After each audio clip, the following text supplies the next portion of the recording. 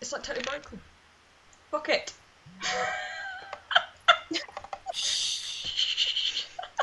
You're the one laughing. What are you doing? Technical difficulties. Shh, we're going live. Shh.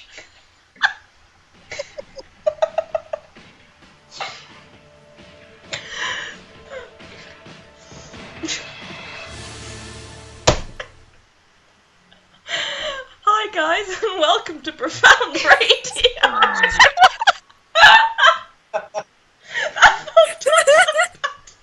Mapal might be intoxicated. I'm not, but my laptop just threw a major bitch fit, right? And went onto the start menu, then went back to the video and wouldn't load the video. So I'm Mapal. I'm Silven. I'm Kaleb, and our special guest Is Felicia. I'm Felicia. Your laughter is infectious. I can't do This it. Yeah. is great. Can you go on Guys, the I screen? promise we're not high, okay? Now. I saw the Profound Speak Radio. for yourself. What are you doing? Just go on profoundradio.tumblr.com. Oh my god. I have a helper today, and Yeah, she's I'm not useless. doing very well. You're on Profound Bond, that's not the one. I'll do what you do it. First you're emailing me stuff saying, do this. Do I look like a genius to you? I don't think so. Today is going to be interesting if you haven't already figured out. So basically, in short, I just got back from London Pride, and I'm so tired. I think I've got heat stroke. Shit, ow. So, oh my god. How can you mute it so it's not loud? How was Pride? It was good. It's really good, actually. Great atmosphere. It's not clicking. How do you click? Great atmosphere. A lot of fun. What was the response? What is happened to my laptop? What was the response to Doma and Prop 8 there in your Pride over Seriously, there in like, that? nobody knew. Like, welcome to England. It's just, oh crap. It's just like, Nobody knew about... there wasn't a mention while I was there. There was a mention of like what they're doing with the Church of England and stuff. It's maple syrup. Just plug it into mine. Okay. So there was a bit of a mention of what was happening. Where's your at button? This is Ow. ow. Yeah. It's so wrong. I just don't even know what's happening. I'm trying to log into the stream. Just leave me alone. So Okay, Silven, do you want to talk about Yes, the get topic, the news thing, Bob? What? You gonna talk about the baby Ackles thingy? yes, Oh, yes. get onto the thing. Let's get to the news then, and the first thing I want to say is that, Baby Eccles Gift has finally reached his goal, and it's on time, and I'm so glad, because this is just a really good thing for a fandom to do. It's just really amazing.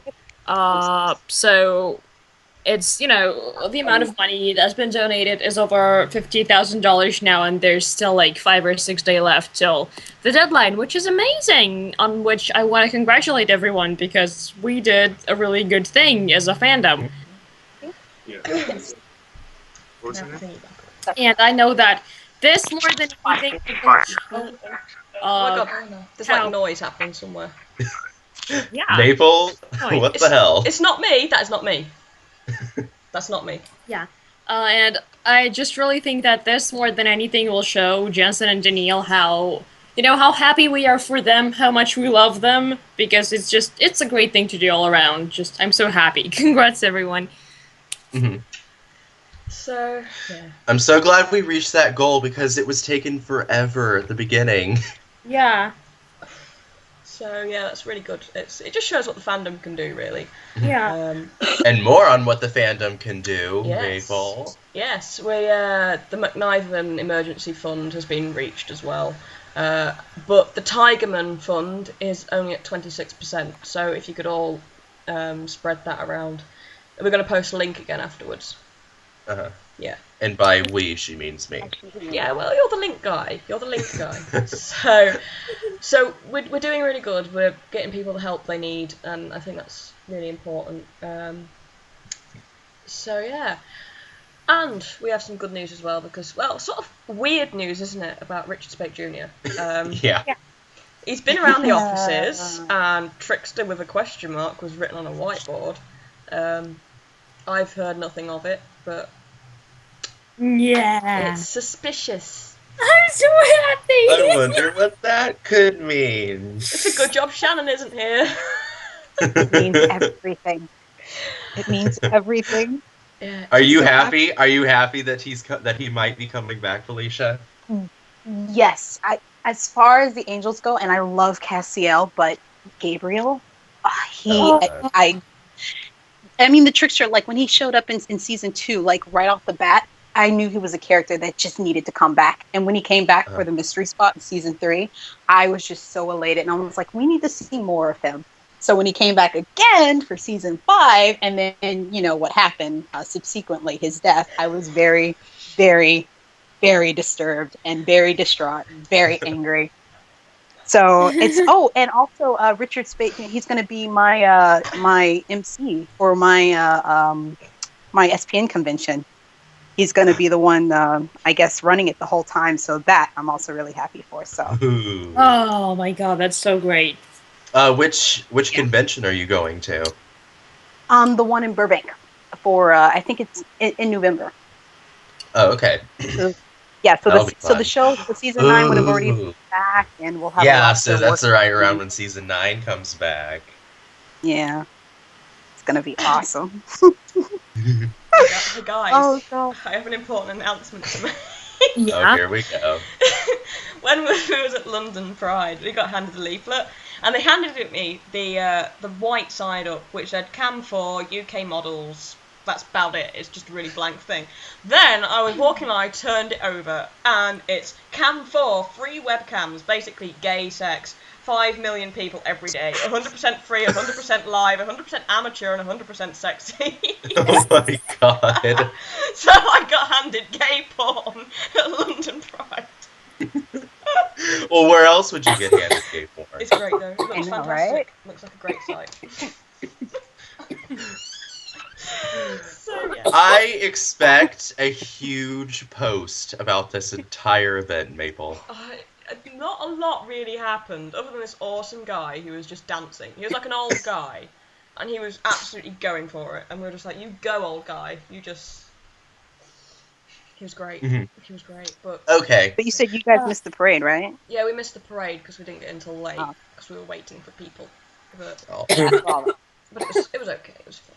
Sorry guys, I was so busy laughing that I choked and I started coughing. Dear God. You okay there? Yeah, no, I'm fine. I hope everybody lives to see the end of this live stream. I'm just saying that right now. I'm sorry. I'm sorry. It's fun. failed. Izzy was at London Pride. Where the fuck were you? Yeah, You should have come. Oh no. Oh no. we was there. God damn it. You missed the chance to meet Maple. I What know. the heck? I had a fan club. I just no. Again. It's great. But on more serious, happy news happening here in the U.S., you've all probably heard of it because everyone's been reblogging it all over Tumblr. But the Supreme Court ruling was the other day, and they ruled DOMA, aka Defense of Marriage Act, as unconstitutional, and that's gone. So, yay. And basically, what it wanted to do was, if you were married, you married in one of the 12 states, 12 or 13. I think it's 12, right? 12, yeah. Yeah, that you married in those states and you moved to a state that didn't allow gay marriage. All of those rights you would have had in those 12 states are gone from you now. That's what DOMA did. And now that's gone. So all of those couples have their rights back. Which is great. And recently also, Prop 8 was killed, so marriage equality returns to California. It's great. Yes. So all of this amazing stuff happened, and I think Felicia wanted to say some things about Prop 8 because she lives in California. Yes. And as a Californian who, at the time, I don't think I was old enough to vote at that point, but the atmosphere at that time in 2008, like the atmosphere of 2007, 2008 in here in California was very, open, accepting more and more people. The percentage, I think it had gone from opposing gay marriage was like 47%, and proposing or advocating for it was at 53%. So the times had, it was a turn of the times that really changed, and people were, elated. And then Prop 8 comes out of nowhere. And apparently, this is from my understanding, that it had a lot of influence. It was backed by the Mormon Church, who were more in other regions and in other states, specifically Utah, who greatly influenced the political scene here in California and helped not only promote Prop 8, but fund it and all the organizations therein. So that really helped to kind of run over the gay marriage equality law that we did have and turn it over, and suddenly Prop 8 was there and people could no longer get married. So it was really weird. For like 5 or 6 months, gay men and women were getting married. They had the right to get married, to marry who they love, and then all of a sudden they couldn't anymore, and you couldn't anymore. I remember George Takei got married. I mean, as far as celebrities go, people got married, and then suddenly, so you had gay people in California who were legally wed, and gay people in California who could no longer wed. It was just, it didn't make any sense. And they said, well, it was a majority rule, so that must mean that people are against it. And it's really not the case. It's just, it's disappointing. But, in retrospect, we don't have to think about that anymore, because now with Prop 8, with Prop 8 going back down to the Ninth Circuit, and the Ninth Circuit already saying that it's unconstitutional, both because not only of the Fifth Amendment, but the 14th Amendment, which allowed these equal rights to all citizens. You can't base a decision like this, especially on legal grounds, on a moral standard, and which is what originally the legality of marriage inequality, which was based on, is the morality clause, which had already been struck down in Texas, in 2003. So I don't know. I'm just really happy that's basically what I've taken from it as a Californian. Awesome. Okay. Can I just say something really a bit unrelated? Do any of you know what's happening with the thing Wendy Davis was campaigning against? Because I know they said they were going to try to bring it back again. Yeah, I heard. So there's several links going around Tumblr, so if you see them, you can lobby the people involved and get in touch with them and complain. But yeah, basically, even after she spoke for all those hours, they're still trying to bring it back again at the beginning of July. So, SB5, that's it. So frustrating. So obviously show your support for that as well.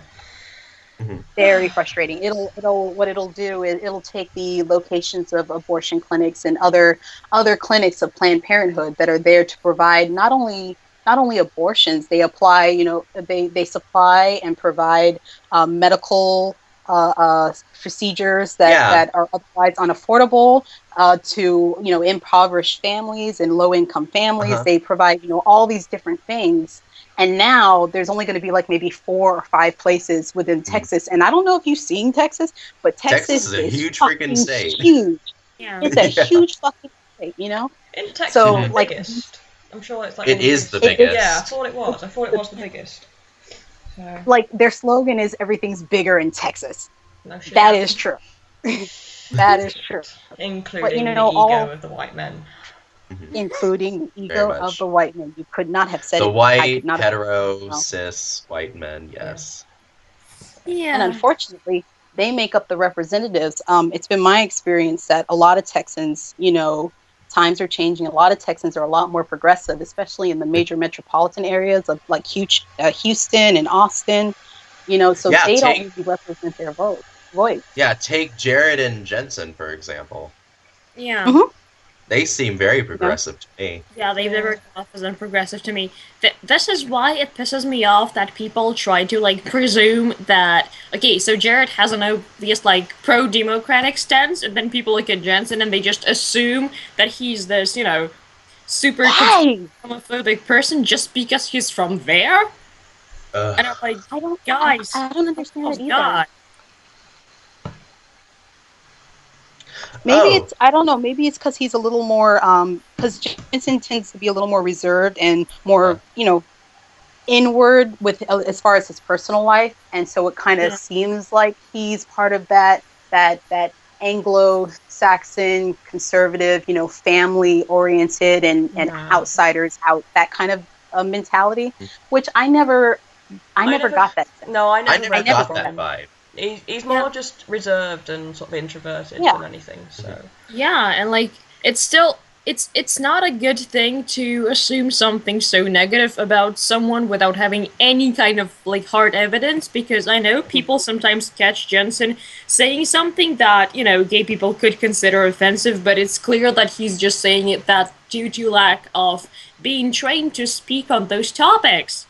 Which is what people have to speak publicly about LGBT things do get. Yeah. Like what Nami is saying in the chat, Alan Ackles did make those pro-life videos. Yes, but that doesn't mean that Jensen is like that. Though on the specific topic of abortion, I think Jensen would take a more conservative stance. But and to me that's the point is fine. The point about the abortion thing.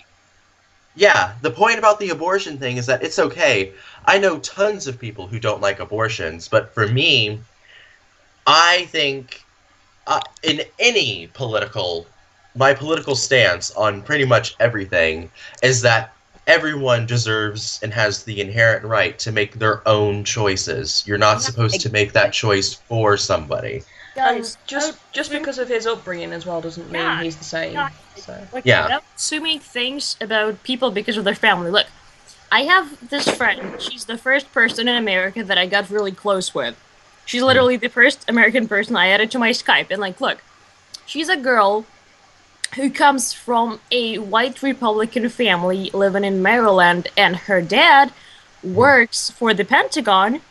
And he was, like, on a submarine during the Cold War, trying to track down Russian submarines. So you get what I'm, you know, getting to here. And the point is that she came up to me, a Russian person, and said, "Wow, I love your country. I love your culture. Let's be friends." And not only that, she is also queer. She's a queer Russophile coming from a Republican family with Cold War upbringing. So for the love of God, don't assume these things, okay? Yeah. And we understand, Nami, that you're not advocating it. You're just bringing up a point, and yeah, that's what we're talking about. We're just sort of elaborating on said point. Yeah. It's just, you know, because a lot of people do assume that he's the same way because of his dad and everything. It's just like, no, because, you know, my dad's homophobic, but I'm not. Yeah, that's a good topic to talk about, so thank you for bringing it up, Nami. Yes. So, yeah. Okay, so, did you want to add anything else, Felicia? Oh, I just wanted to reiterate, like, back what you said, Caleb, about the choice. And, you know, I have a lot of friends and I have a lot of family who are pro-choice.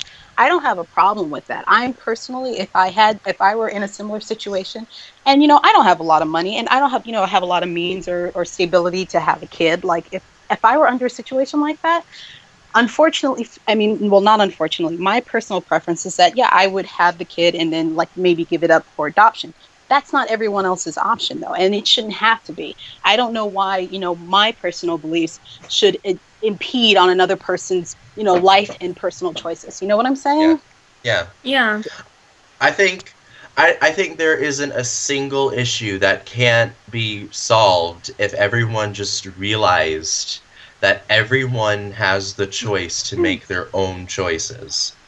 Yeah. Oh, and also, especially if you're a female, I'm pretty sure we have the higher ground on this subject, as opposed to the many white men in Congress who are trying to tell us what to do with our own private parts. Yes, you know? Exactly. And like, it's ridiculous that people making these decisions still don't understand that the only thing that's gonna happen if you make getting legal and safe abortions harder is that the rate in illegal and unsafe abortions performed in unsafe and unsanitary environment is going to raise, and the only thing that's going to happen is women are going to die on those tables. That's literally the only thing that's going to happen, because people who have to get one will still go and get one. Oh yeah, women will still get it won't stop abortions. People will get the coat hanger abortions, and they're just gonna die. It's just gonna get more and dangerous, and that's it. You might as well provide it the safe way, the healthy way, than risk your women dying. So.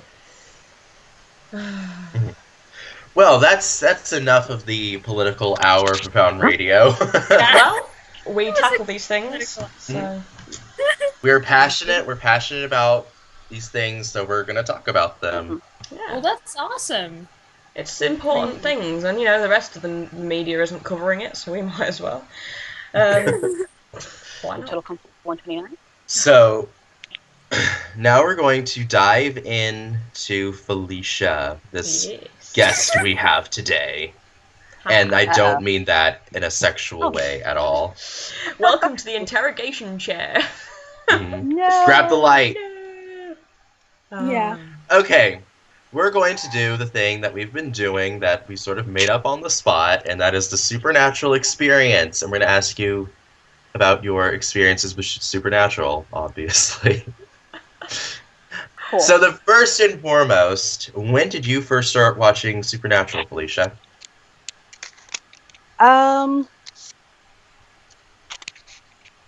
Oh, definitely 2005. The very beginning. You're another one of those. Oh wow! Gosh, I've been in it this long. Wow. And I have no tendency on ever stopping. Like I'm with it to the end. And definitely.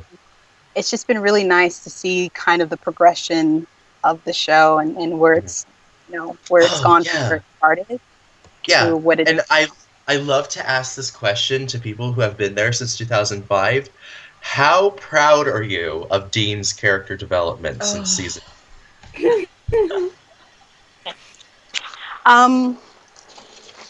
So much. I mean, and I really, you have to credit it to Jensen Ackles, really, because he just, I mean, I was listening to, I went back because I got bored earlier this week, and I was watching one of the directory comment episodes. I can't remember which one it was. I think it was, it was the end, season 5, episode 4.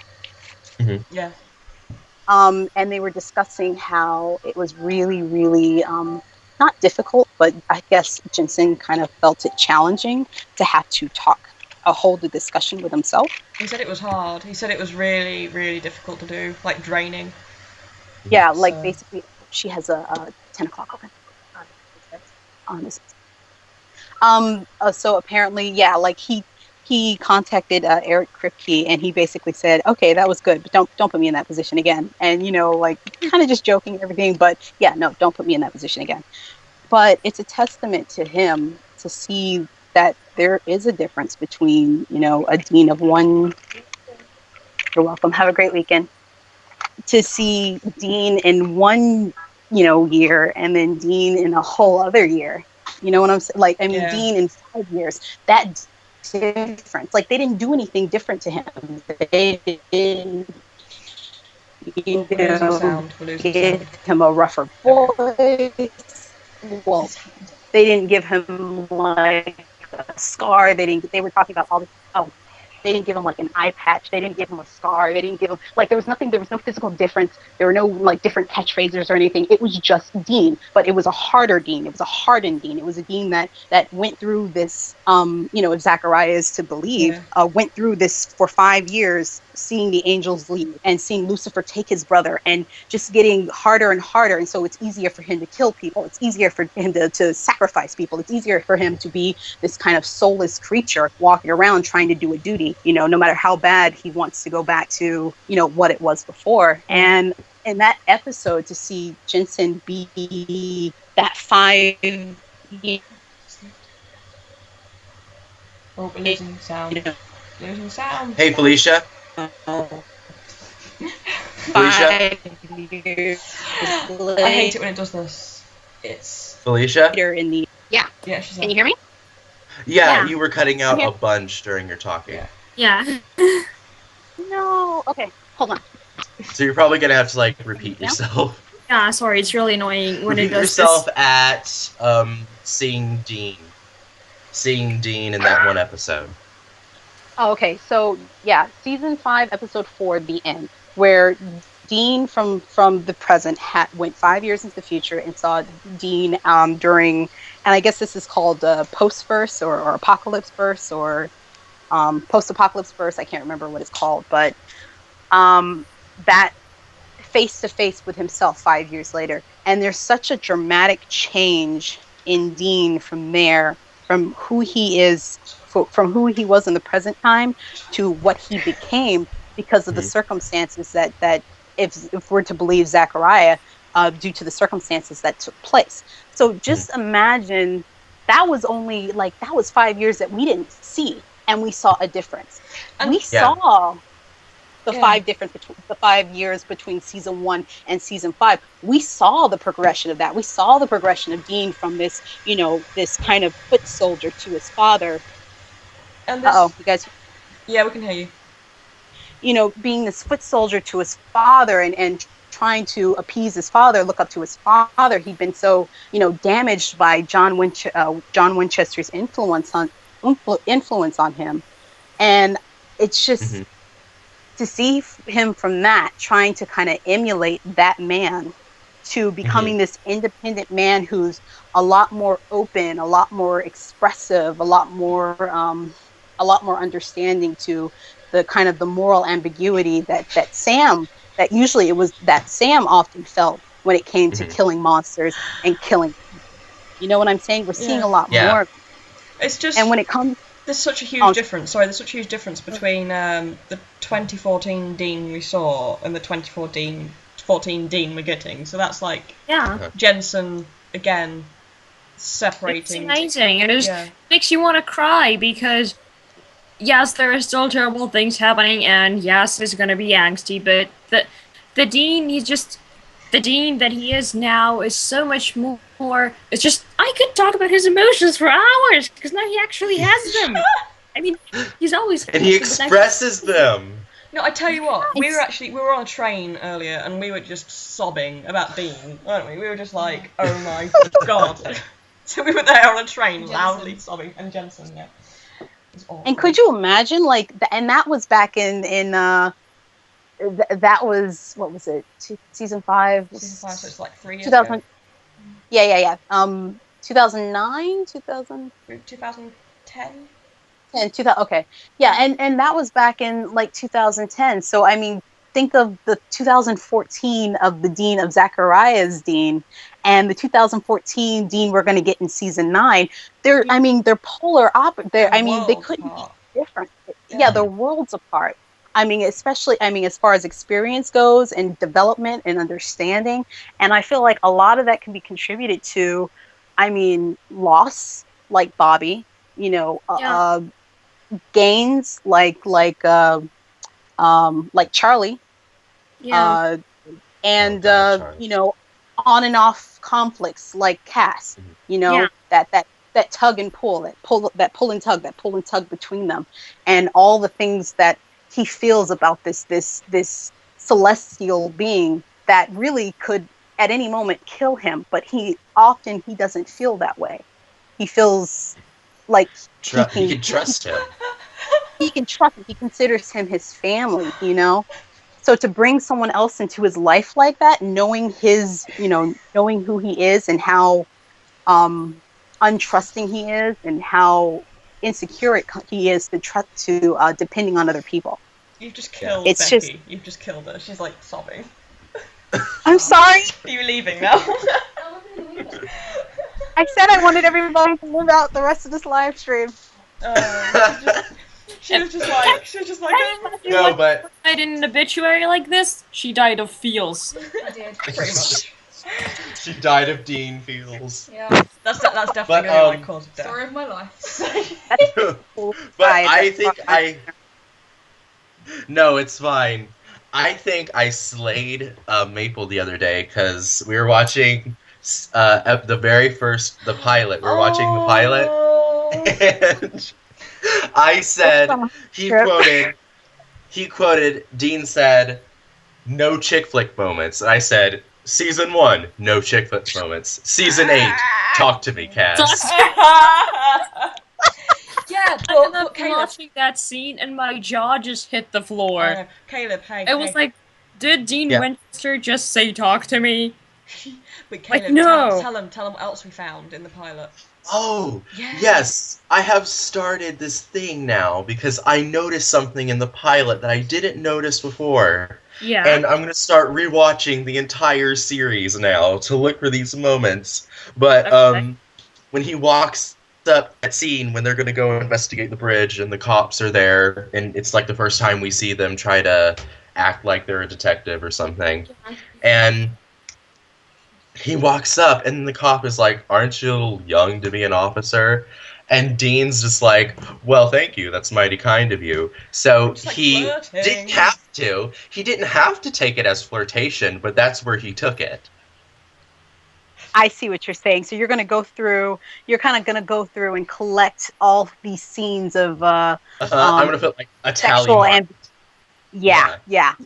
Oh my God, yes. I'd love to see that. What amazes me and like blows my mind completely is that like, look, they were filming season 1, then season 2, then season 3, and we see all those. I always saw them like the little subtle clues at Dean's possible queerness, right? Because we have several cases of him flirting with guys and him being ambiguous about his sexuality, and like at that time, they literally did not know Destiel would happen, okay? But if you look at the progression, it's also perfect because, like, look, we get those little subtle, like, hints first, and then it kind of gets more and more, and now we actually have, you know, a possibility for Destiel to go actually canon in season 9, and it's so fucking amazing! It always blows my mind that when Cass first walked into Supernatural, you know, they didn't know this would happen, and now it makes such a perfect story. It's insane. And you know, you get the sense too, because of that unknowing, that unofficial continuity, I guess, you get the sense that it really just all it took was the right circumstances and the right person. Now, I can't necessarily say human, but you know, considering his line of work, it makes sense that he would fall in love, or he would, you know, find himself so profoundly bonded to a creature who is not of his own race, of his own species, you know? Yeah. And now that Cass is. Yeah, and I feel like that since we got canon confirmation that Cass has a rebellious tendency his whole life. Oh my God, I love that. Which means that. Yeah, which I could only guess that their definition of being rebellious, and as the angel told him, too much heart has always been Castiel's problem. Oh God. Yeah. That he was he's just been so thirsty for like this feeling, this emotion his entire life. And notice how Samandriel told Dean that Sam wasn't there with them. Neither would, you know, Kevin. Yeah, he told Dean that explicitly. Specifically, Dean, exactly. Only Dean. You guys, I saw a thing earlier saying there was a possible love interest for, I don't know, a girl called Nancy or something, that she was going to be a love interest. For who? I don't know. Was that confirmed? I just thought it was just a new female character. I don't know, but everyone was freaking out saying it's a love interest for Dean or Cass, and I think it was listed as a love interest, but it didn't say who. So everyone's like, it could be for Kevin. It could be Kevin, but at the same time, but I don't know. I don't like the prospect of them introducing a new female character. I don't like the prospect of them just introducing new love interest and it being a female. I want more females that aren't love interests. Is that too much to ask for? Yes, and like I want more females who aren't love interests and who actually survive, you know, the night. Yes. Like, whatever happens, I wouldn't be like worrying and freaking out about it right now because, like, look. Everyone's the like, writers of Supernatural are brilliant writers, and they know much better writing than trying to shove a new love interest there instead of Dean and Cass's rich history. Apparently they're saying Tom's saying it's not a love interest, by the way. Yeah, everyone's saying that she's just a new female hunter, which makes me very happy. Yeah. And, I just saw something earlier. And that the fandom is, I guess, that I'm guessing by personal experience, that the fandom is blowing it up to something that it really isn't. I saw it, but there's no other... fandom blowing something up? Yeah. Say it ain't so. There was no other context. There was no other context, just someone saying that it was a love interest. And I was like, where are you even getting this? I never saw anything about a new character even, so I had to get out the door this morning, so I didn't get the chance to check up on it, but... Yeah, so I just think it's just another female character. Cassiel is now human. I could see them trying to, play on Cassiel's humanity and seeing if he would, fall in love with. But they don't have to do that because we've already seen him get married to a woman. What was her name? Daphne. Daphne, yeah.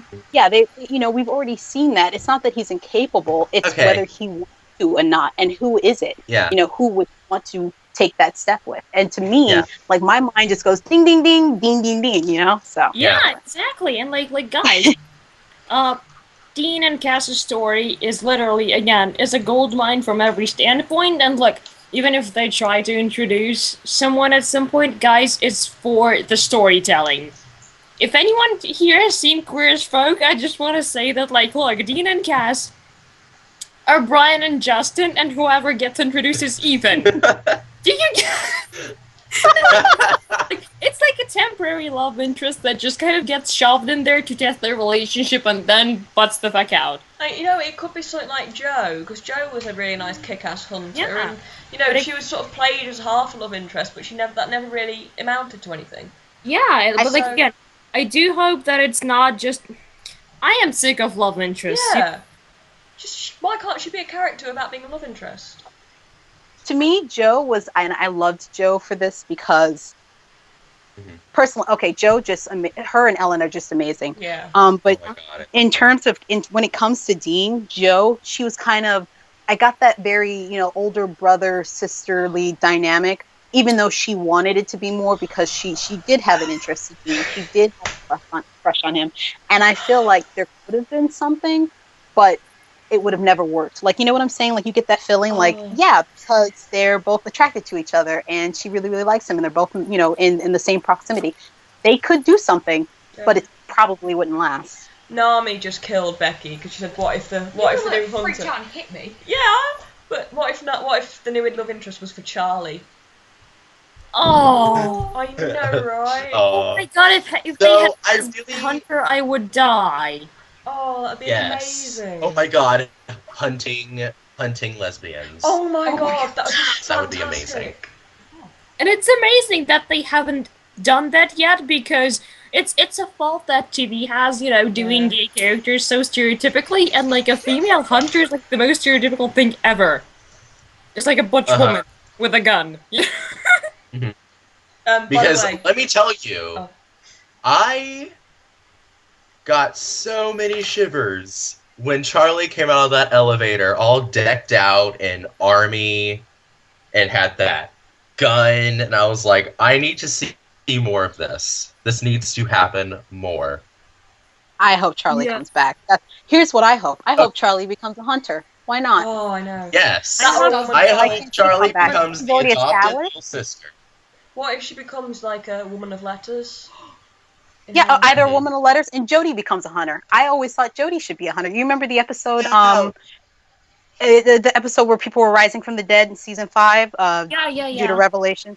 Okay, she really handled the situation really well as far as, supernatural things going on. I felt like from there on, she might, return or be interested in, because she lost her son and she lost her husband.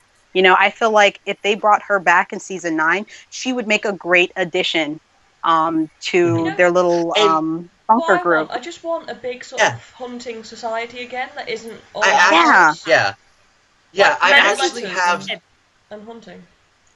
actually have sort of a hopeful thought in my mind that they could have casted anybody. Crowley could have had a dinner date with any one of the past people that that Mhm. Dean and Sam saved, but it was Jody, and I feel like I'm hoping that is foreshadowing that Jody is coming back, and I hope she is because I love Jody and Kim Rhodes so much. Can you imagine her just Yes. hunting Crowley down though to like get payback? Oh. Oh, Here's I hope there's payoff to that scene in the last episode. I really hope, because just to have that scene so randomly, that doesn't feel right. I feel like they're setting up for something, and because of Crowley's because of his disposition of that human demon connection that Sam kind of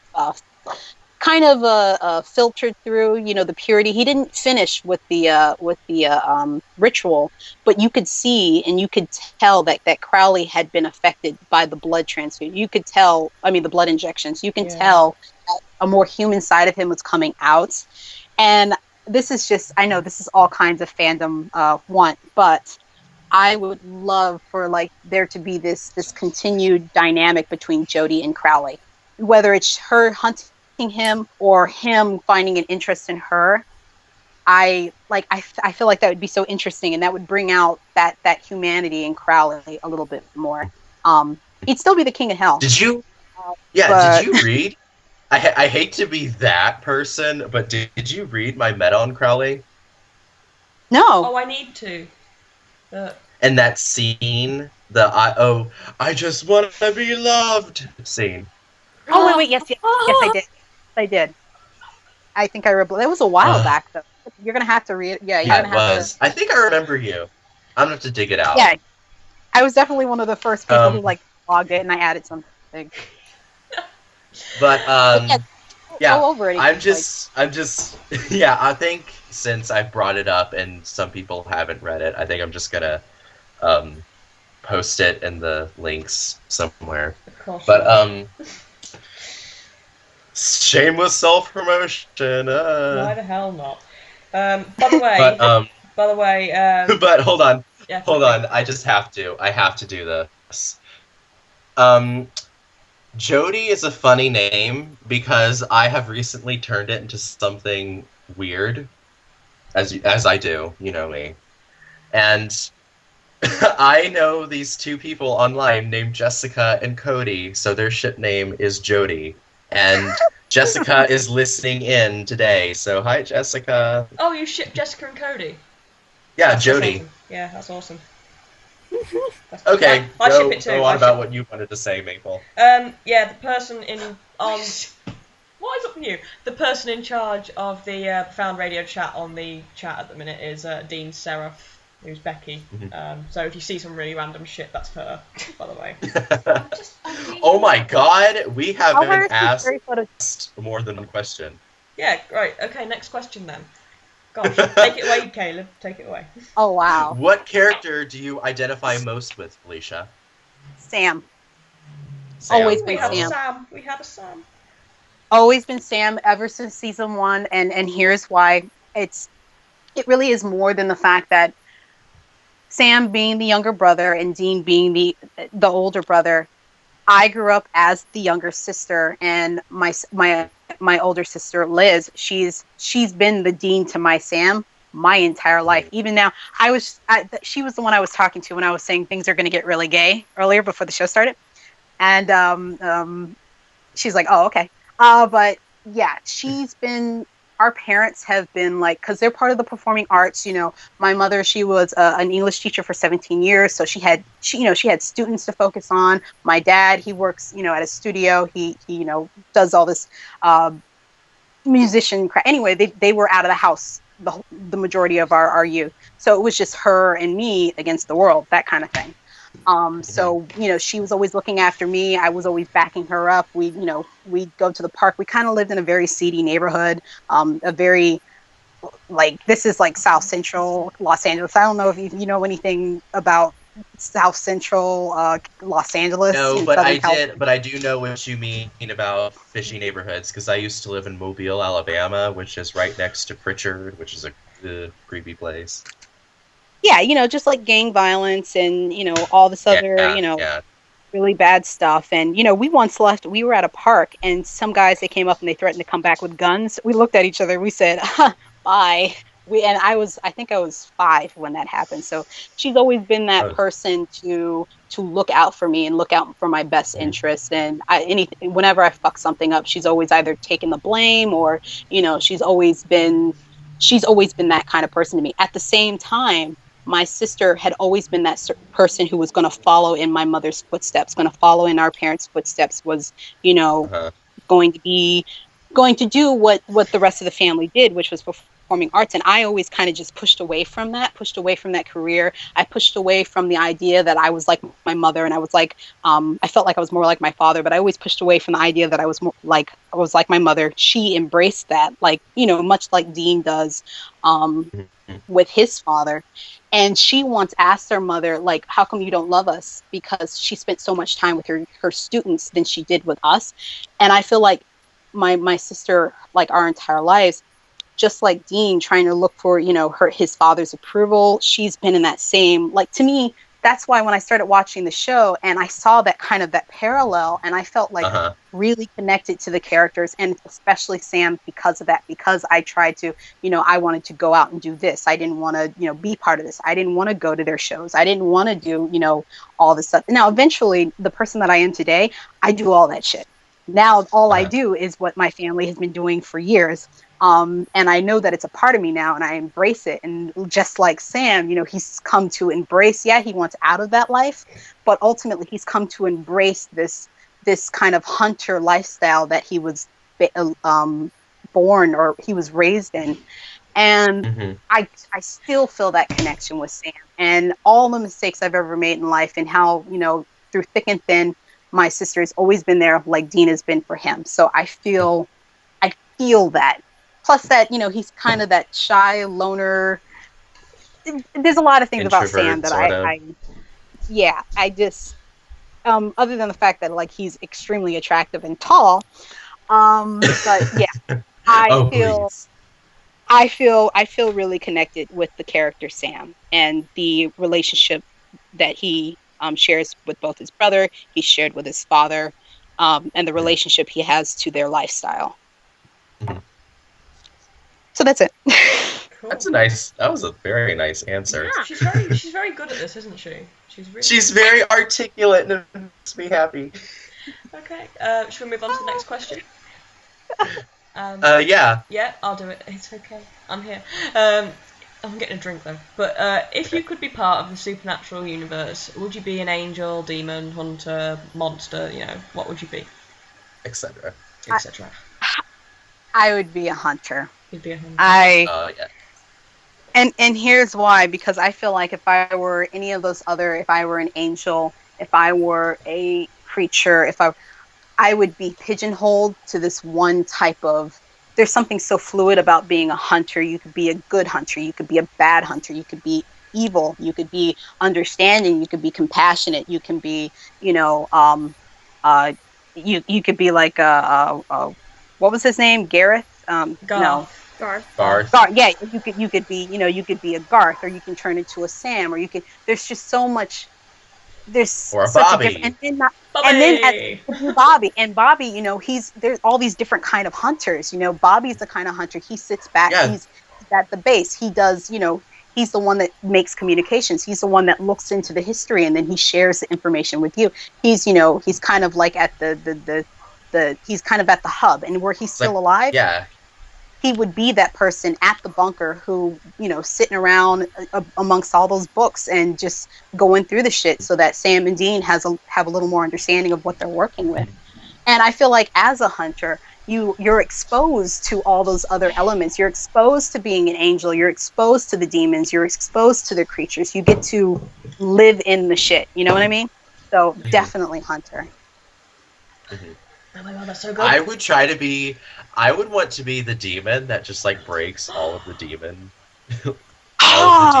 stereotypes. Yeah. Yes. I want to be an angel. Hey. I'll be an angel. Same. I'm like Mapal. I love angels. Yeah, I'd be an angel because I do the femcast anyway, so I'd be an angel. You're a hunter. Yeah. You're a hunter. Yeah. I'd love to fall in love with an angel and have a child, and one of those blasphemous that's tough luck I'm taking because I got a hunter. Oh no, Felicia, you've killed Nevin. I killed who? Ah! Look in the chat, you killed Neven. Neven's Neven. like sobbing because if Bobby were still alive, would be in the bunker. You know what? Maybe I should just stop talking because I'm killing like a lot of people No, today, and that's we fine. love it when you get people's feels all up in a fluster. Yeah. It's alright, because, like, I'm staying with a fandom person this week. We're just, like, we've been sobbing all week, since Wednesday, about Supernatural. Out of the week. And Out Yeah. of the Deep, because Out of the Deep was terrible, but good at the same time. But, no. And then, I'm staying with Jem next week, by the way. Gemma! So you're all screwed. Jamal! Jamar! So you're all screwed. Jamar! You're all absolutely screwed. Yeah. But she's probably going to be with me next week. Yeah, the two authors of the most feelsy fic thing that I've been experiencing this week, so near while apart, the two authors are going to be living together. Can you? Oh my god, No, don't. it's going to be a mess. It is funny though. It's not. It is. I hope epic work comes out of that. Like epic fan work and fic work and just all of the above comes out. because we're doing this really cool thing for the 500 unlock, so we're going to do it next week, I think. So Mhm. you're going to hate it. You're going to Yeah. hate it. So it's cool. All right, Yeah. Silven, do you want to start asking some of the other questions? Oh, sure. Okay. Sylvan has it so easy. Come on, Sylvan. Yeah. You just sit there. You sit there and look pretty. Shush. Okay. Favorite line that sticks out in your mind? Oh, I'm an angel, you ass. I don't have a I soul. literally Oh, say that. Oh my god, Okay. Felicia! Felicia, that is the title of my vlog. I'm an angel, you ass. I love it. Really? It is. You know, one of my favourites has to be, like, Where Were You on a bender. It's just how he says it. It's just on a bender, obviously. I when like he the one drank- where he like says he like drank the whole liquor store. Yeah. I found a liquor store and I drank it. Still being smashed. Or not just like the one-liners, but the he's looking for God, and Dean says, Oh, no. try Mexico. I hear he's on a tortilla, and he No. says, no, I don't think God's on any flatbread. Okay, I've said this. I said this the other day. The hottest, filthiest line on Supernatural is Crowley's. The stench of that impala is all over your overcoat, Angel. Oh. Oh, The amount of fan fiction that came from that one line is astounding. isn't it hot Yeah. though? It is. I have said this Yes. before. Crowley knows what's up more than anyone else. Crowley is onto them. Well, Crowley found Cass watching Dean, so you know. Crowley knows it so well, not because he's some sort of, fangirl, but because it's something that he needs to be able to use against both of them. Dead Pie says that's not all that you're holding as well. In that same scene, that's what Crowley says. Oh. Yeah. He says that's not all that you're holding, and I'm like, oh. Because he literally knows everything. He knows more about it than Dean does, honestly, because, look, he can see it from outside, so to speak, much better than Dean can, because Dean, for a long time, he spent, repressing it, while Crowley is sort of a job requirement for him to know how to get to people. So he can see it much better. If Crowley really wants to upset Dean now, he just has to capture human Cass and hold him. Nope. Yes! No. No. I just got a nope from next to me. I just got a nope. I couldn't handle that. No, me either. It'd be awful. Terrible. There's a line. It'd be cool. All right. All right, Felicia. Do you have any other supernatural OTPs? Yes, hold on, guys. Okay. I do believe she's at work. Yeah. Yes. Because that's how much of a badass Felicia is, you guys. She's doing profound radio from her workplace. Yes. So I have to be very slick and ninja about this. So badass. It's just like, yeah, just doing work. And you better At this point in time, would you like to schedule for your next appointment? See, the girl next to me is just drawing penises. No, I'm really not. And Right there. yourself in a baseball hat. You put sunglasses on. So I You went don't ahead know and what let you're talking about. Jesse know that you guys are here. He's currently with another patient. See you guys in a second. Okay, hold on. Okay, cool. Cool. It's actually quite funny. So Yeah. other I have a name and everything. No, I don't. But okay, anyway. OTPs. So definitely Desiel, but other than that, Sastiel or Samstiel. Other people they've listed it as Samstiel. Other people have listed it as Sastiel. Yeah, And of I course, thought it was just sassy. Yeah, people call it sassy. I like Sassy, and I like Sastiel a lot better than Samstiel, but you know, it's personal preference. Yeah. But Sastiel, um, uh, Sabriel. Oh yes, yes. Yes. Okay. And I'm gonna cut you off for a second there because I know Silven and Mapal are just waiting for you to mention it. But do you like Krabby? Yes. You mean Crowley? You mean Crowley and Bobby? Yes. Yes. Yeah. Is the sky blue? Yes. Pigeons fly? Is grass green? It's basically Hell's canon. It's canon. Oh my Canon. so canon.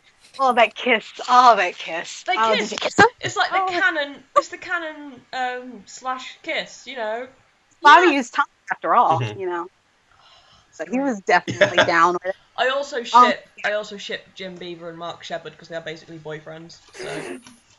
They are adorable. I've seen like little two vids and they. I mean, those two. I mean, how I can't remember how old Jim Beaver is.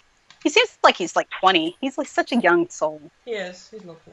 Yeah. But And like Bob. their Twitter interactions are just like Adorable. They're basically a married couple. They basically are. Yeah.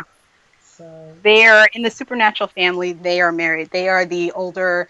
Like they're like the They're older. They're the gay grandparents. They are, but you know, Mark, like he has that kiss stored on his phone, and he even showed it at Asylum 10. Wherever he goes, He hasn't taken it off. he shows No, he's it still got everywhere. it, and he shows it to the cameras at every convention pretty much, and he just puts Yeah. They all look And I different. I adore that. And like they're like they are the source of like my favorite Twitter one-liners. Does anyone remember I have shampoo older than you?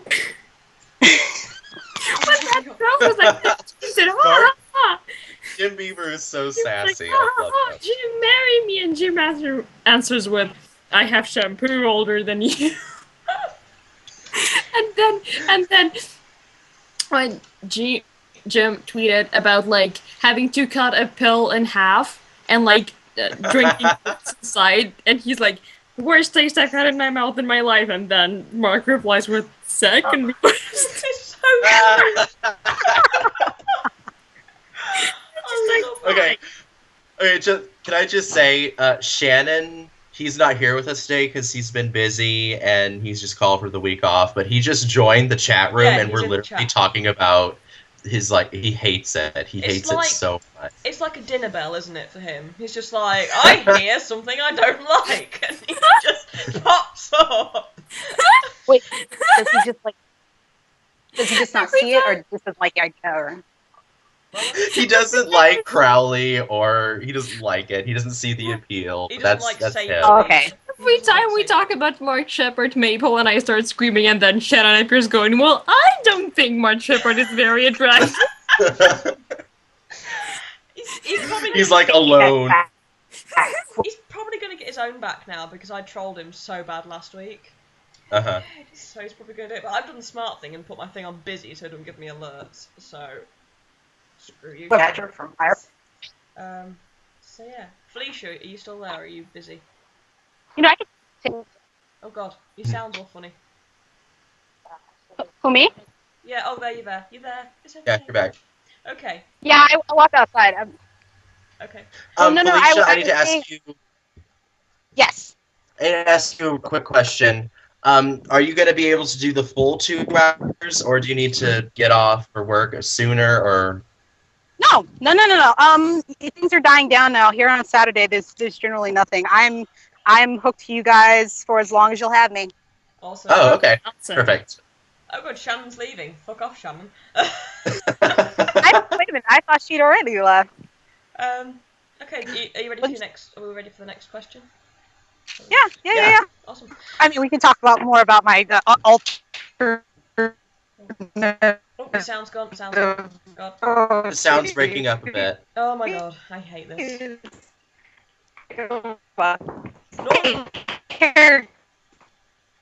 Okay, hang on. Skype, why can't you just be good to us? See you later. I think you're there. You're there. Guys? It's okay. You're there. You Yeah. there? Yeah, awesome. Okay. Yeah. Okay. We'll pop on to the next question because we've already eaten up an hour somehow. Yeah. So if you could revive only one person, who would it be? Yeah. Nah. Is she still there? Felicia. Felicia? Felicia! Gone into shock. Shock. You got me? Yes. Hello. Yeah, got you. Hi. Sorry about that. I think it was the elevator. I was in the elevator. Oh, sorry. Oh, okay. We were that's saying, okay. if you could revive only one person, who would it be?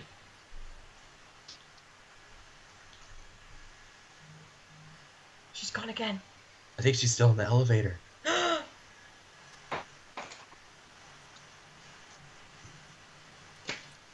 Oh my god, she's gone. I think it's because I think she's on Skype on her phone, Yeah. and I think she's moving around, and Yeah. it's like dropping the signal. So normally we have the funny. Oh god, I didn't even think about that question. she's sort of there. It's okay. Guys? Hi. Yeah. Hello. Hello. Hi. Hello? Hi. Hi. I think she's like rushing back to a place where she can sit down. Yeah. Because I think a little bit of what I got out is that she didn't even think about what moving around would do to her signal. So I think she's trying to find a place to sit down. Yeah, okay. But normally we only. But for the time being, Yes. Shannon,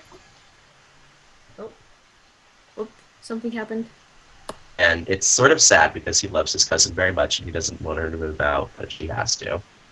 Yeah, you cut out a bit there. So is Shannon helping? And he's like super tired for some reason because it's probably because he doesn't go to bed. Yeah, and like you're up till what time in the morning? Oh my god, I keep losing everyone.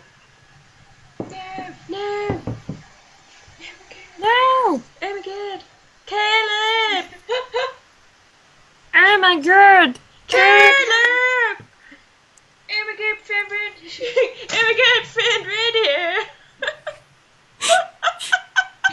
This is what we do when you guys aren't listening, by the way. Yeah, it really pisses We're Shannon like, off. Shannon! It really pisses Shannon off. It's so funny. Bed signal. Bed signal! It's okay. All of our week has just been Yeah. consisting of us going, oh my god, bus! Best train! Okay, Oh, Maple, if you could just throw Felicia back in. Hello? Hi, Kaleb. Yeah. Ah! Caleb is back, okay. Now let's get Caleb's back, Felicia. So, let's just get... Oh, she's still... Oh, she's gone. Okay.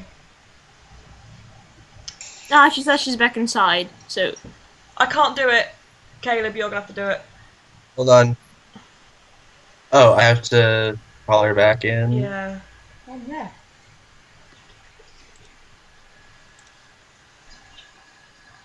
Oh. That's probably not what I wanted to do.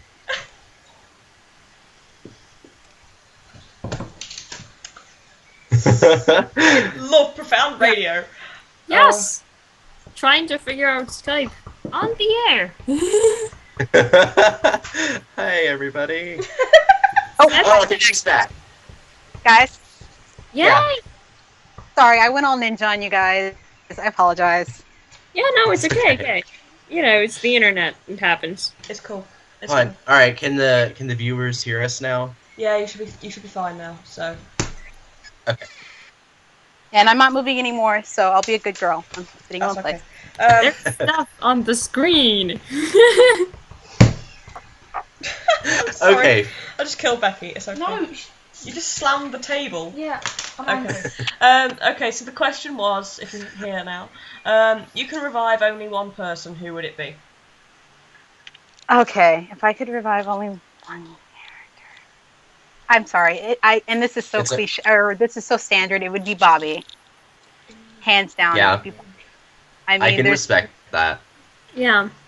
I can give so many reasons for other characters and why I'd want them to come back. I mean, Joe, Ellen, and Ash alone come to mind. But honestly, Bobby, he's such a profound presence in the boy's life, and he's been like that one grounded, stable individual that they could count on. And I feel like, because I mean, yeah, Jim Beaver had to go and do Justified and everything, and I really appreciate him because I fucking love Justified. But at the same time, I feel like Bobby is just such a vital. He's so vital to the essence of Supernatural and what it's all about, and what and that theme of. Oh, I'm sorry. Go on. I think someone else brought it up in a later other podcast, but someone didn't feel like that he had the death that he should have had. He didn't have like the proper sending off, and he didn't die the way someone. It felt like it was impromptu, and I feel that that's because, for the most part, probably a filming situation. Because again, he was in just. Didn't feel like that he had the death that he should have had. He was, Oh, hold on, I'm hearing you guys. Yeah, you've got it loud somewhere. Someone's the fact that I feel like it wasn't part of the story. Like they probably, if they were going to have that kind of thing, it would have happened, later on in the story. Like it was impromptu. Yeah, sorry, go on. I think it was a filming situation because he was out filming Justified, and that's why that was taking a lot of his time, and so they thought it would. Yeah, I don't know. They had an whole episode, didn't he, dedicated to his death, but he just, like, after everything Bobby had been through, I just don't think he should have just been shot in the head randomly by a Leviathan. Yeah, especially from a creature that was so insignificant. I mean, I'm one of the few people I'm going to imagine, because I hear a lot, there's a lot of disgruntlement and disappointment when it comes to season 7. I was one of the people who I enjoyed season 7 to a large extent. At the same time, for Bobby to go out that way with a creature that's so forgettable, with an antagonist. What the fuck Season happened? 7 had some really good individual episodes. Yeah, I feel like season 7 there was a lot of hit and misses. Like it did kill off Bobby, and it didn't kill him off in a way that I think was valid. But we did get Charlie. Yes, we did get Charlie, and look, it's the overall arc of the season that makes it less enjoyable and harder to watch. But some of the episodes there are just really great as episodes, which makes it enjoyable to watch. By the way, as people are saying that it was Dick that shot Bobby, and I know Dick was important and everything, but I'm just like, it was such a quick, random thing to happen. The fact that who said that they said they typed Dick Romney instead of Dick Rome. But yeah, it's just like not a random Leviathan, but just shot by a Leviathan, and it was so brief, and you were just sort of like, what happened? And it's just the only thing that I like about the death is that we finally got a ghost partner. True. Yeah. That was awesome. That was awesome. And with Annie, you remember the episode that they were in the haunted house with the guy who was killing the people? Okay. With Annie and Bobby and that otherworldly state, and they were helping the boys in their, in that spirit self. I thought that was amazing. I thought that was a concept they had never done before on Supernatural, and I really would have loved to have seen more of that.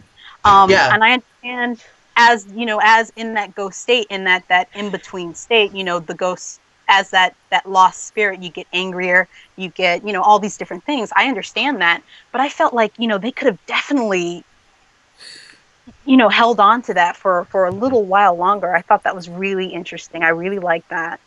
Yeah. And of course, we did get to know more about Bobby's past, which is painful. When he was running away from the Reaper. Oh my god. That alone. I think I tell everyone, I'm not much of a crier when it comes to reading or watching things, but that episode brought me close. Yeah. It was terrible, to be honest. No. On a better note, speaking of Jim Beaver, what's this new movie that he got cast in? Oh, I can't remember He what it's got some called. really, he has some really major project coming out that we're very excited for. Yeah, I don't remember which one that it. Oh, we'll have to look it back up because I Yeah, forgot look Look it it to. up, Becky. Look it up. What? Look it up. I Go. see it. That's what I'm doing. Oh, Felicia's doing it. It's okay. Becky's like, Is she just like your secretary now? I'm there, Rachel? guys. she's I'm your American I'm just secretary. chilling.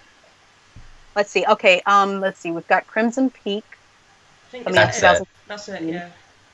Okay, because the next thing before that is a TV series that's in Yeah. post It's production. Crimson Yeah. Peak is the new one. Yeah. Yeah. Ooh, Basically, what's we have a secretary today. It's a Guillermo del Toro Yeah. film. So Yeah, Yeah. I love Benedict Cumberbatch is in it? Yeah. He's with Charles Benedict Hunnam Cumberbatch. is in it? Oh my Yeah. god, Benedict Cumberbatch and Charlie Hunnam. Okay, I'm down. Yeah. And Jim. I'm down. I'm down for the count. We're I'm like good. really Oh my proud god. of him. We're really proud that he's doing so it's well. gonna be super, and I feel like it's such a good role for him, and it's Yes. I'm so happy. Well, here it doesn't say, it doesn't even have characters yet, but I don't care. He's like the fifth face on the cast Yeah. icon thing. So that must mean he's really high up there as far as character importance. Yeah, and So- he announced it on his Twitter, so I do think he has a pretty major part. Yeah. It's cool. It's cool. And yeah, shit. if you know, I think I've said it before, but I love Guillermo del Toro. He's one of my favorite Yeah, directors. you said last time. It's just Yeah, I think what was the last movie? I think the last movie I saw from him was Pan's Labyrinth. I haven't seen anything past that. And Pan's Labyrinth is one of my favorite movies ever. Yeah, I thought that movie was just brilliant. That was back in 2005. yeah. Yeah. Round about. What's he done recently? I can't remember. I don't know. I think a thing he did more recently, at least I remember, is The Orphanage, and that's another good one. Orphanage. Oh, It's weird. Sorry. I'm hearing ghosts. I'm sorry, I'm and, being talked at. I'm being talked at. sorry. I'm sorry if you hear barks. That's my extremely loud dog. See, we have cats here, so we're okay. Yeah. Caleb has a corgi, everyone. Yay! I have 2 corgis. Yeah.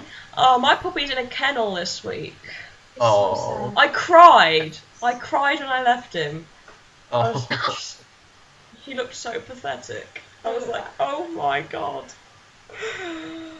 Poor baby. But, no. He'll see his mommy soon. Yeah, I'm going to see him maybe tomorrow. Yeah, maybe tomorrow. So Okay, good. it's okay. Okay. Now we're gonna get into the more of the fandom part of the interview. Okay. Yes. Okay. Do you, first and foremost, this is what this summer thing was about. Do you have any fan works to promote? Yes, actually, I do have a fic, and I plan on updating it in the next few days. Human I've been really- conditions, right? Yes, the human condition. I was going to update a couple weeks back, but then my grandfather died, as you guys know, which is why I couldn't come on the last show. And so I was just feeling really. I'd been my grandfather's caretaker for like the last 2 years, so I was there on the day he died. My grandmother woke me up. I came downstairs. I'm the one that covered his body. I'm the just all these things. Just it kind of really felt. And we were very close, and so I kind of felt really detached from the world for a little bit. Like I rarely went on Tumblr, and when I did, I didn't talk or anything. I just kind of looked at stuff. Yeah. And so that kind of that not only like seeped into my internet, or it just went into all my life, including my writing. I just kind of stopped. But I'm back on it now, and basically the human condition. I'm trying to. It's kind of like what I would like to see, I guess, or how I would like things to play out in season 9. Yes, so it takes, it starts off with, they're at the bunker, Dean, Sam, and Kevin one night. It's a couple months. It's a few months later, I guess, or a couple weeks or so. I can't remember what I wrote. But they're kind of hunkered down in the bunker, and they're trying not to. they're all just so discouraged and so despondent, and just, you know, they're done with it. Especially Dean, Yeah, they're he's like- really Yeah, they're like Like, mourning their loss. yeah, exactly. They're mourning their losses, and Sam, he's still, you know, recuperating. He's on the mend, and so Dean, he really, his focus. I just want to take care of what's mine. Basically, he wants to Mhm. take care of his and his. He wants to take care of Sam. He wants to take care of Kev. You know, he Yeah, he and understands- also with Dean's personality, I can sort of see him like in times like this. He just like clings to what he can control. Yeah. exactly. And this is what it is. What he can't control, he's really saying, "Suck it," basically. Mhm. It's only in this next chapter where actually Crowley shows up, and he's the actually. Yay. Ironically enough, he's the one that's going to knock some sense into them, but for all the wrong I reasons. love But anyway, it starts off basically one night. Something tips off a radar. Kevin and with Sam's, you know, halfway help, because he's still kind of not all there. He's been putting in like wiretaps and all the surveillance stuff around the bunker, so that they can tell when, you know, things around the things around the perimeter, or things are, you know, trying to either break in or anything like that. So they see this kind of an alarm tips off, and they go outside and they find out that it's Cass. And Cass has been, because he is a human and he's not used to being a human, he's been, you know, traveling for days. He hasn't eaten. He hasn't really, you know, slept, unless he's, you know, he hasn't really slept. He looks dirty. He kind of looks like a hobo, really. He's just, Yeah. and really, he's really malnourished and just awful. And Dean, like, he sees him, and like the first priority of his is to get him into the bunker. Like, it's not a stop, like, I look down and you know, he's just, you know, trumped by what he's looking at. He really is saying, okay, he's in trouble, we need to get him in. And then it's only after he's taking care of him. It's only after he's, you know, got him washed up and got him in, you know, situated in one of the rooms and everything. That's when he starts, you know, feeling the pain of what he just saw. Yeah, And I feel like that's very into Dean's character to do, because I feel like Dean does that. That's the kind of thing he does. He like acts first, and then he deals with the stuff.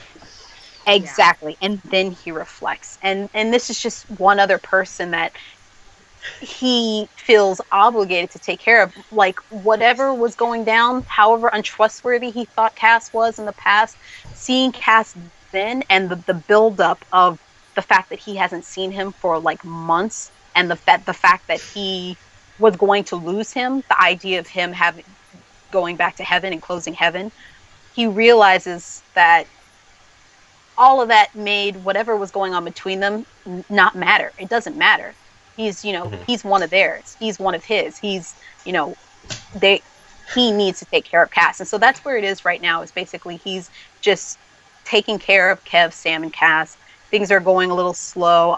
They haven't left the bunker. They only leave in like little groups, and they're not dealing with what's going on outside. And what's going on right now is that the angels and the demons are kind of finding each other and starting shit. Other angels and angels who were part of different factions, they're finding each other and starting shit. And really the collateral damage is, you know, human beings getting killed and you know, human beings getting smited, and all these, you know, catastrophes and disasters that they're seeing on the news. And at one point, Dean just stops watching TV because he's tired of seeing it. He just turns the TV off.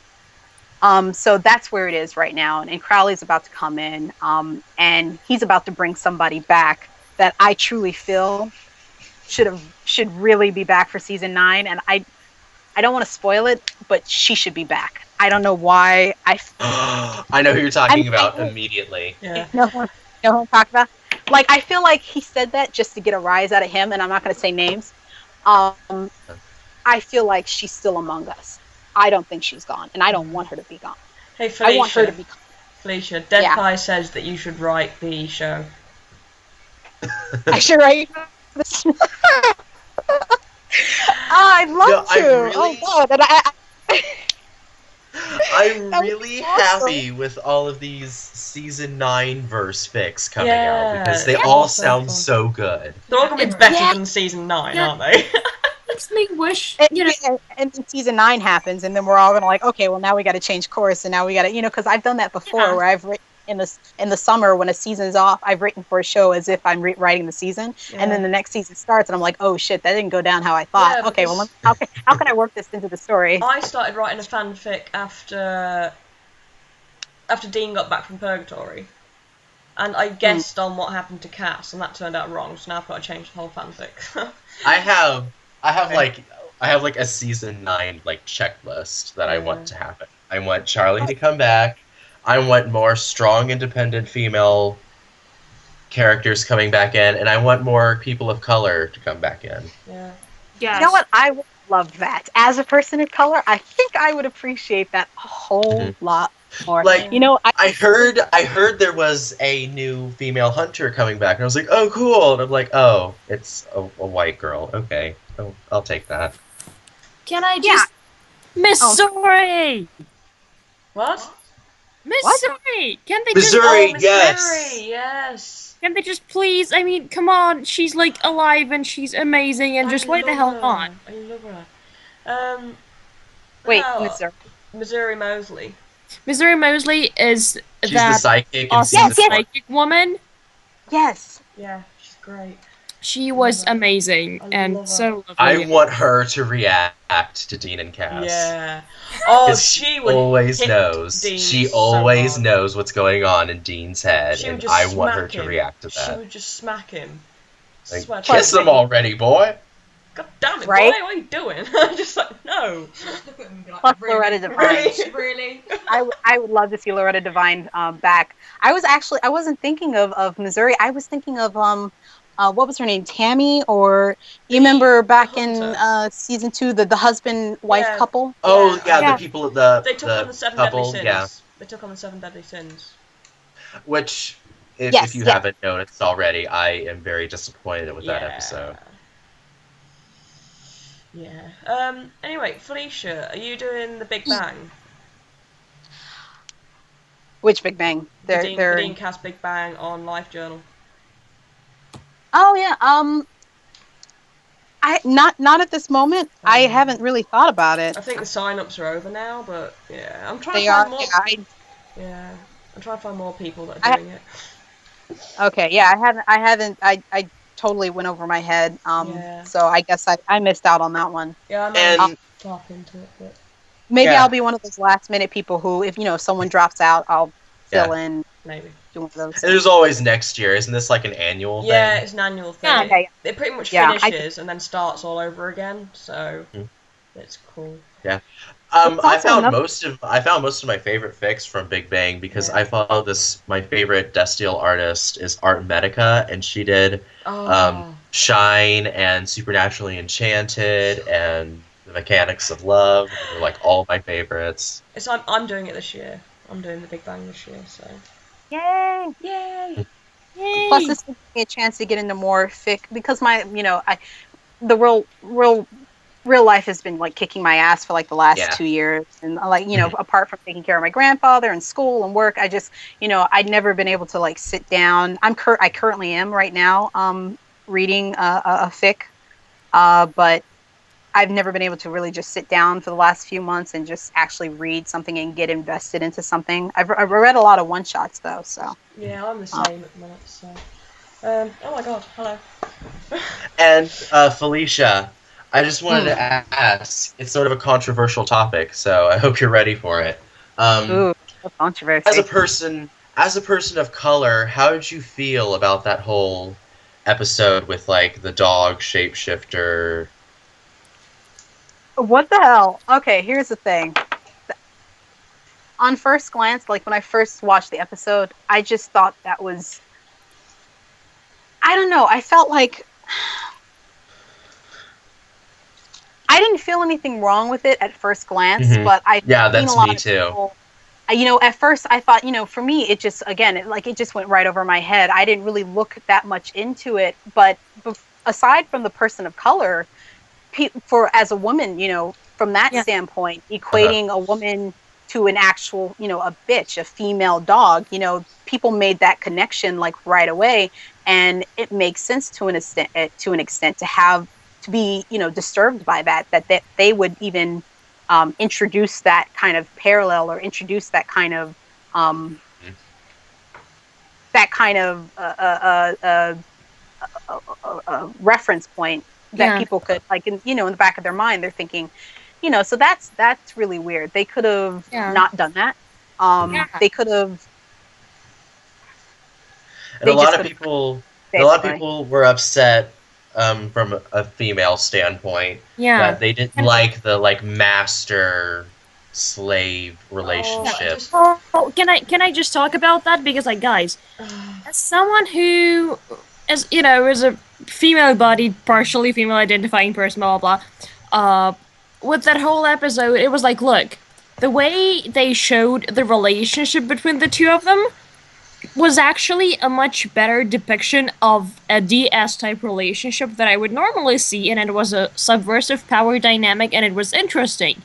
But the connotations that it would bring to the heads of the casual viewers who are not aware of the finer nuances of such a relationship is what had me concerned.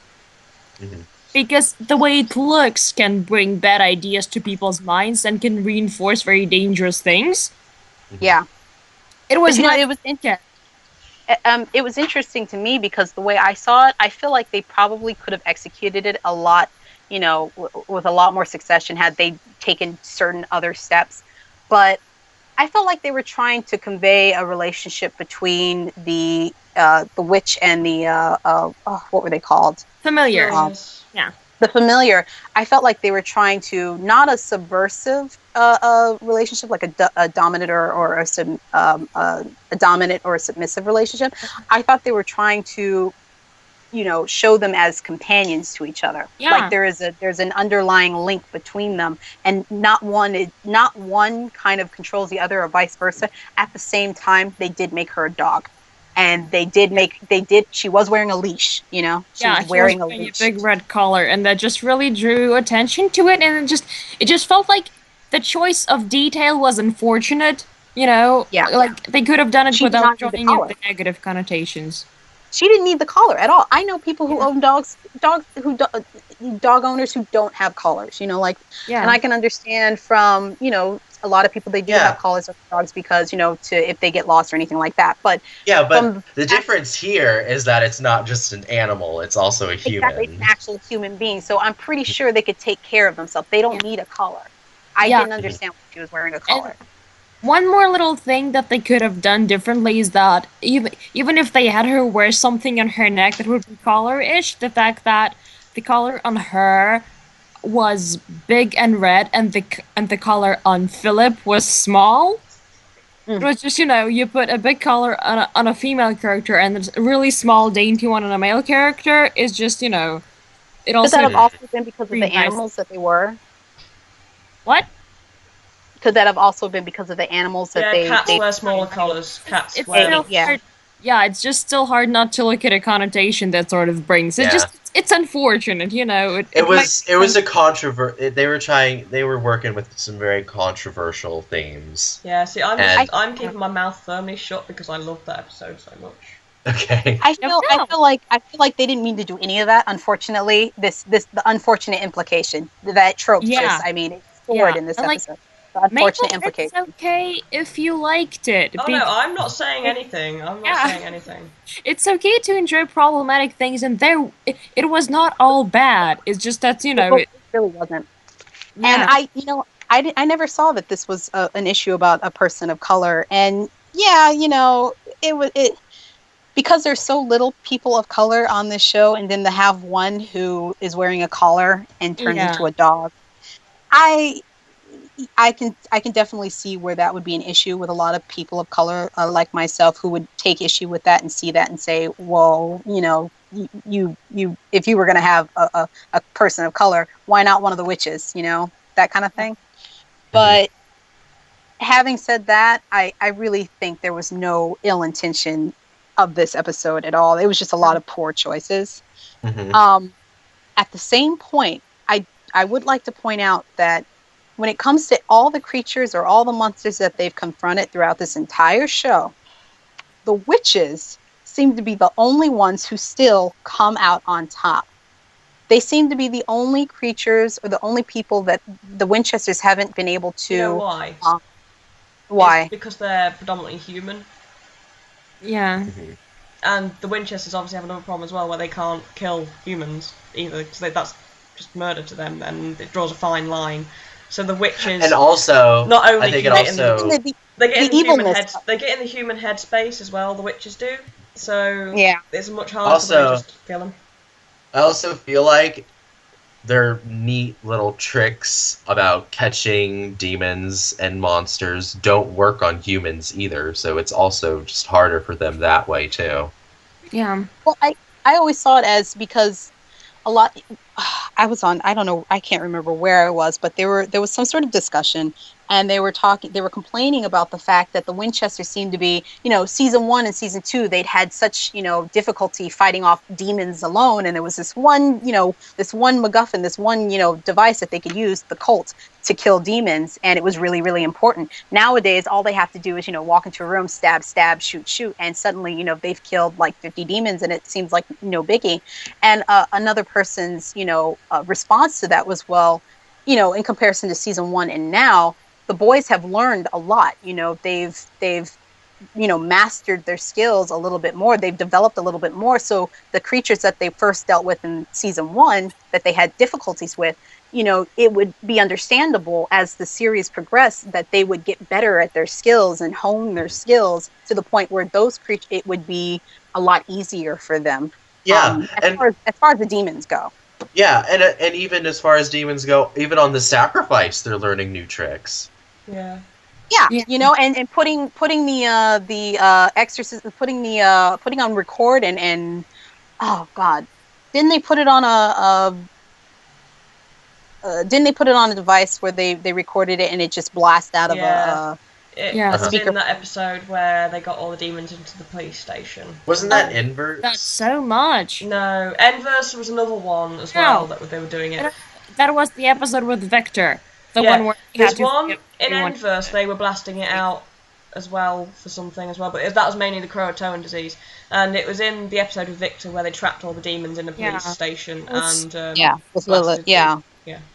Okay. But then learning it fast and learning it backwards, and so you can understand, but with witches, it doesn't seem like even the bad witches, even the witches that they should kill, witches still seem to trump them. Like they seem like that power that they just haven't been able to master, and I think that's really nice that there's one thing that to this day still gives them trouble. Gives them difficulty. Yeah. Yeah.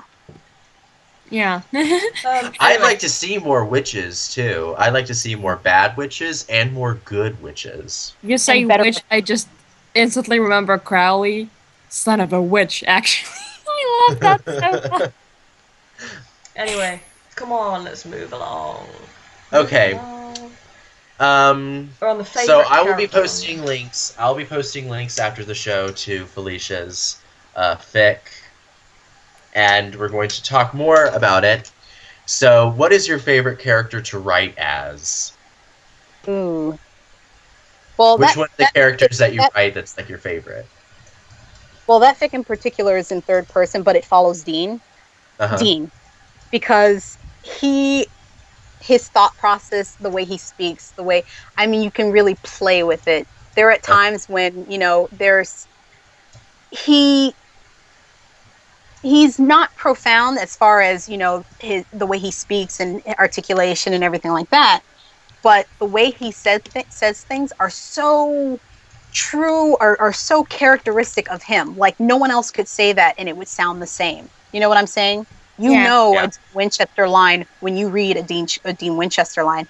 And I don't find that, challenging. I find that really enjoyable to kind of delve into a character who has so much, so much tone and so much, a voice to himself, to his personality. So when I write as him, I can easily make references to things, and it makes sense because Dean often makes references to things in place of adjectives, in place of nouns, in place, he'll say something like, you're going all, I recently used Barry Allen. You're going all, he went all Barry Allen across the room. Barry Allen is the Flash. The Flash runs fast. And that's what Dean was trying, that's what Castiel was trying to do in one of these scenes. And he's, he can't because he's no longer an angel. But he can make those references. And it's just, I don't know. You just know it's Dean. you just know it's Dean. You know Dean when you write Dean. You know Dean, and it just feels so good. And you can get the heart, and you can get the comedy. You know, you can get the anger. You get all these different emotions because Dean is he's just like a plethora of emotions. And it's just the more the series has gone on, the more we get. You know, we're open to all these different areas. So I think it's only helped strengthen fan fiction and fanfic writers who do write Dean or Dean centric stories because they have just like so much to work with now, and more we just get so much to work with, so it's really awesome. And my favorite thing ever is just like what you just brought up with like Flash and superheroes. My favorite thing one of my top favorite things that came out of season 8 is just Geeky Dean. Yes. Because you've always heard him every now and then. He would make a reference, or he'd say, hold on a minute. He's the Rudy Hobbit, and the Rudy Hobbit always gets a pass. So he's not only making a reference to Rudy, which is awesome, and Sean Astin, but he's making a reference to Lord of the Rings. So he's watched Lord of the Rings. He can be a fan of soap operas because of sexy, Mr. Sexy Doctor.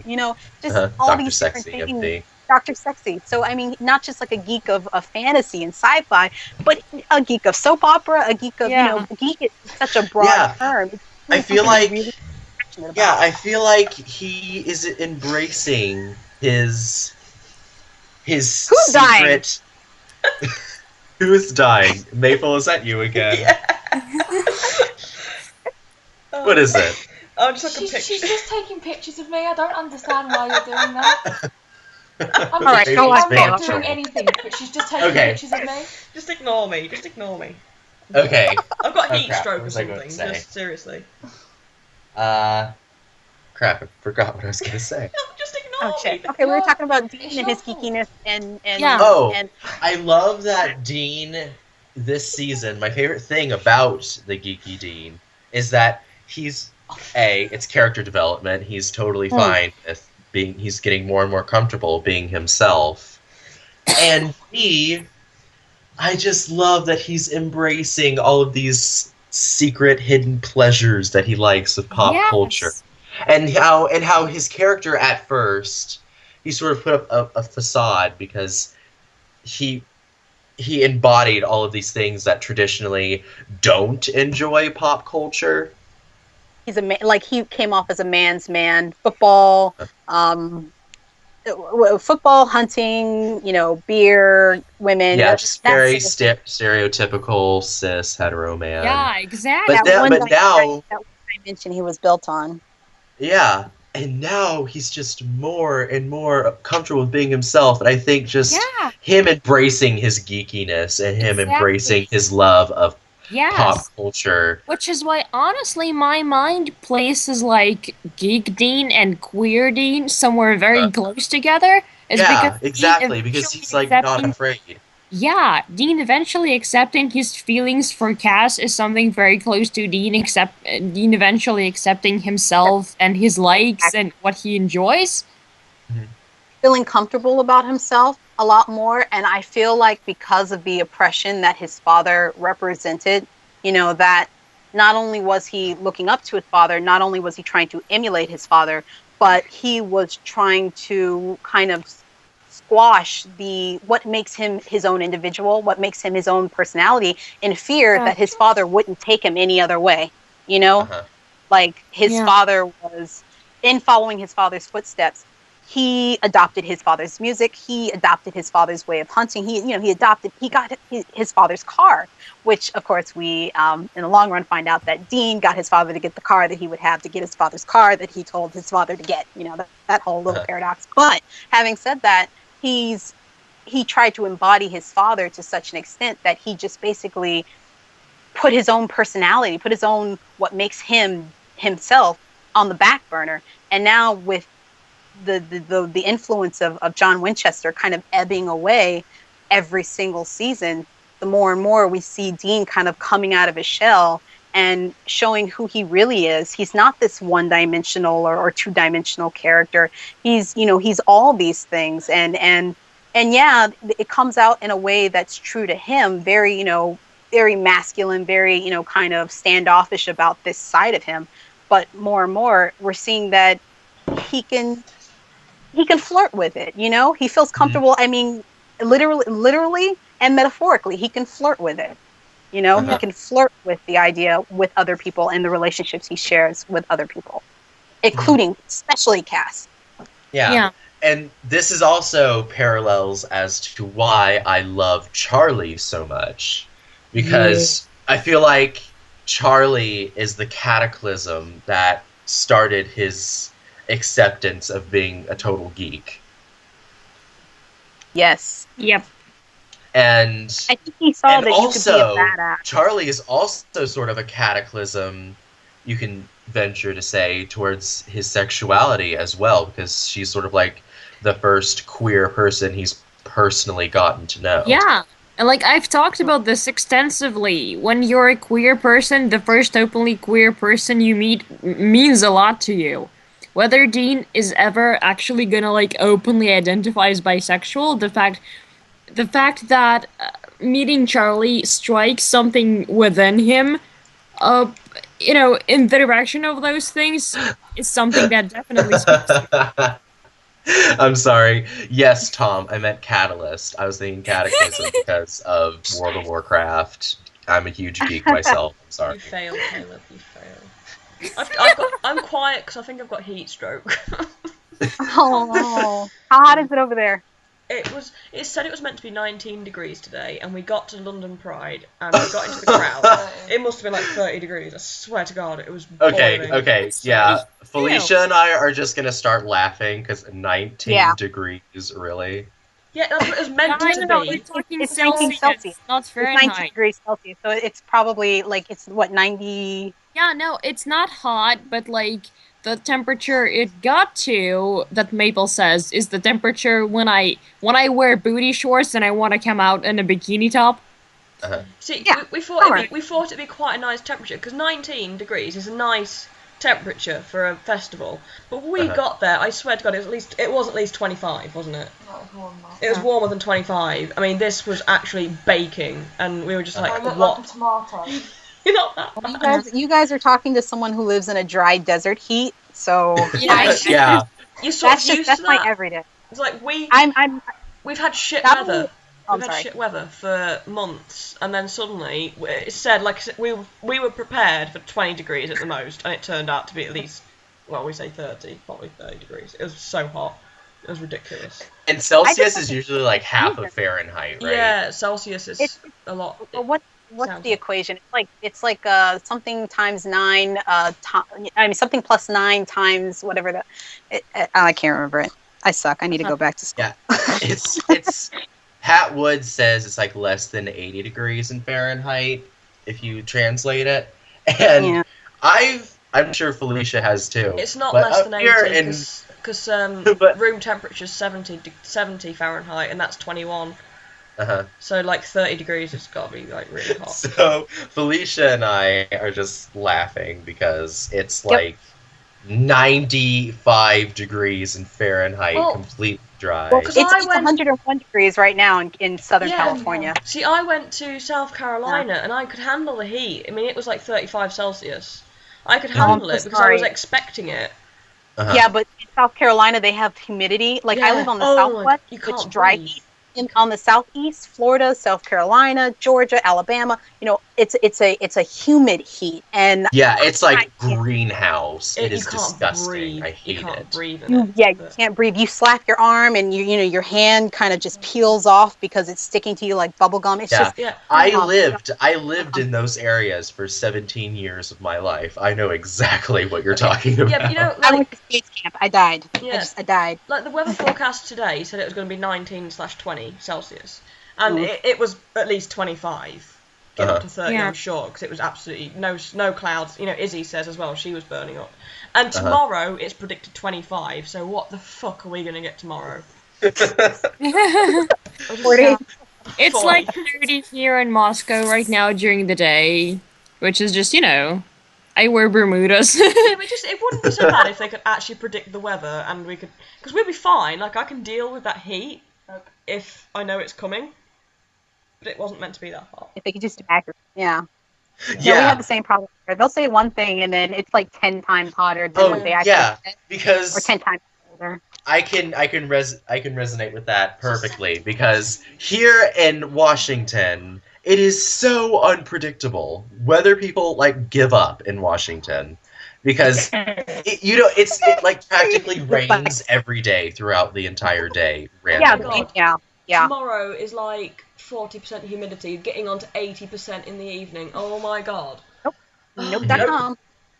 No one cares that you're gonna get barbecue, Shannon. What?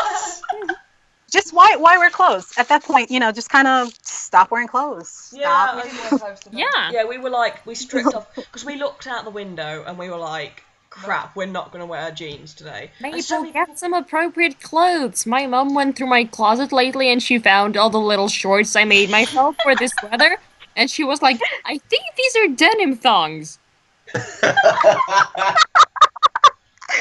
Right. I'm like, no, Mom, I'm wearing that outside when it gets hot. Oh, yeah, we Well, stripped at least, right down, so... at least you guys in that area of the world, you guys get seasons, or you, Caleb, in Washington. I'm sure you guys get, somewhat seasons, like you get snow we and, do.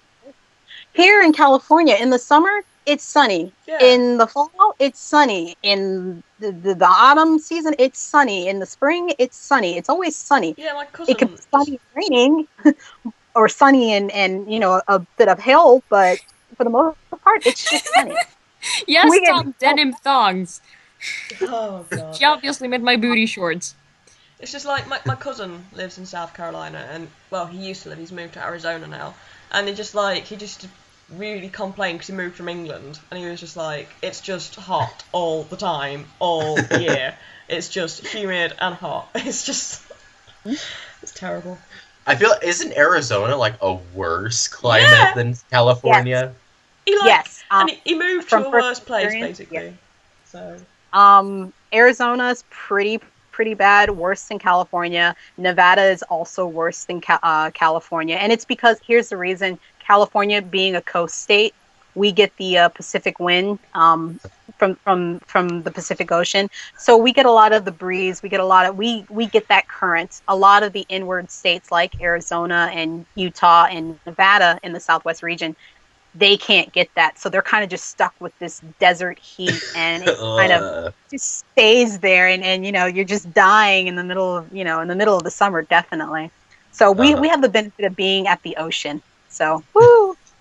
We see Okay. Yeah, where I normally come from at the ocean, but now we're in Yeah. the middle of the country, so it's terrible. Anyway, get on with your interview. Yeah. We need to speed through these last few questions because the 2 hours is almost up. Yep. Okay.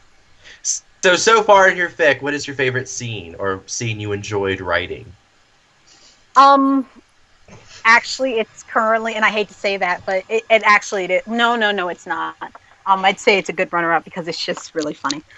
Crowley. But the scene I love most currently in my fic, there is a point in time where, Cass is much like Sam, kind of bedridden, but he won't talk.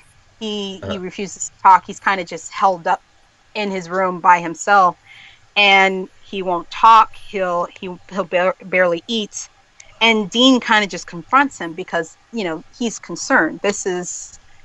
He needs Cass to respond to him. He needs to know that he can take care of him. At the same time, he needs to know that Cass wants to be taken care of and that Cass wants to get better, because he can't deal with this bullshit. He's got a brother he needs to take care of. He has, Kevin he needs to take care of. He really feels he's in this mother hen kind of mode where he needs to look after them, and that Cass is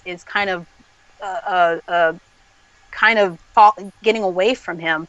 Literally, like the distance between Cass is on one side of on the bed, and he's wearing Dean's, some of Dean's stuff or something, and he's kind of just folded inward, and he's not facing Dean. He's facing at the wall, and he's distant, like the distance between him, the bed, and then Dean on the other side. I mean, just that physical distance.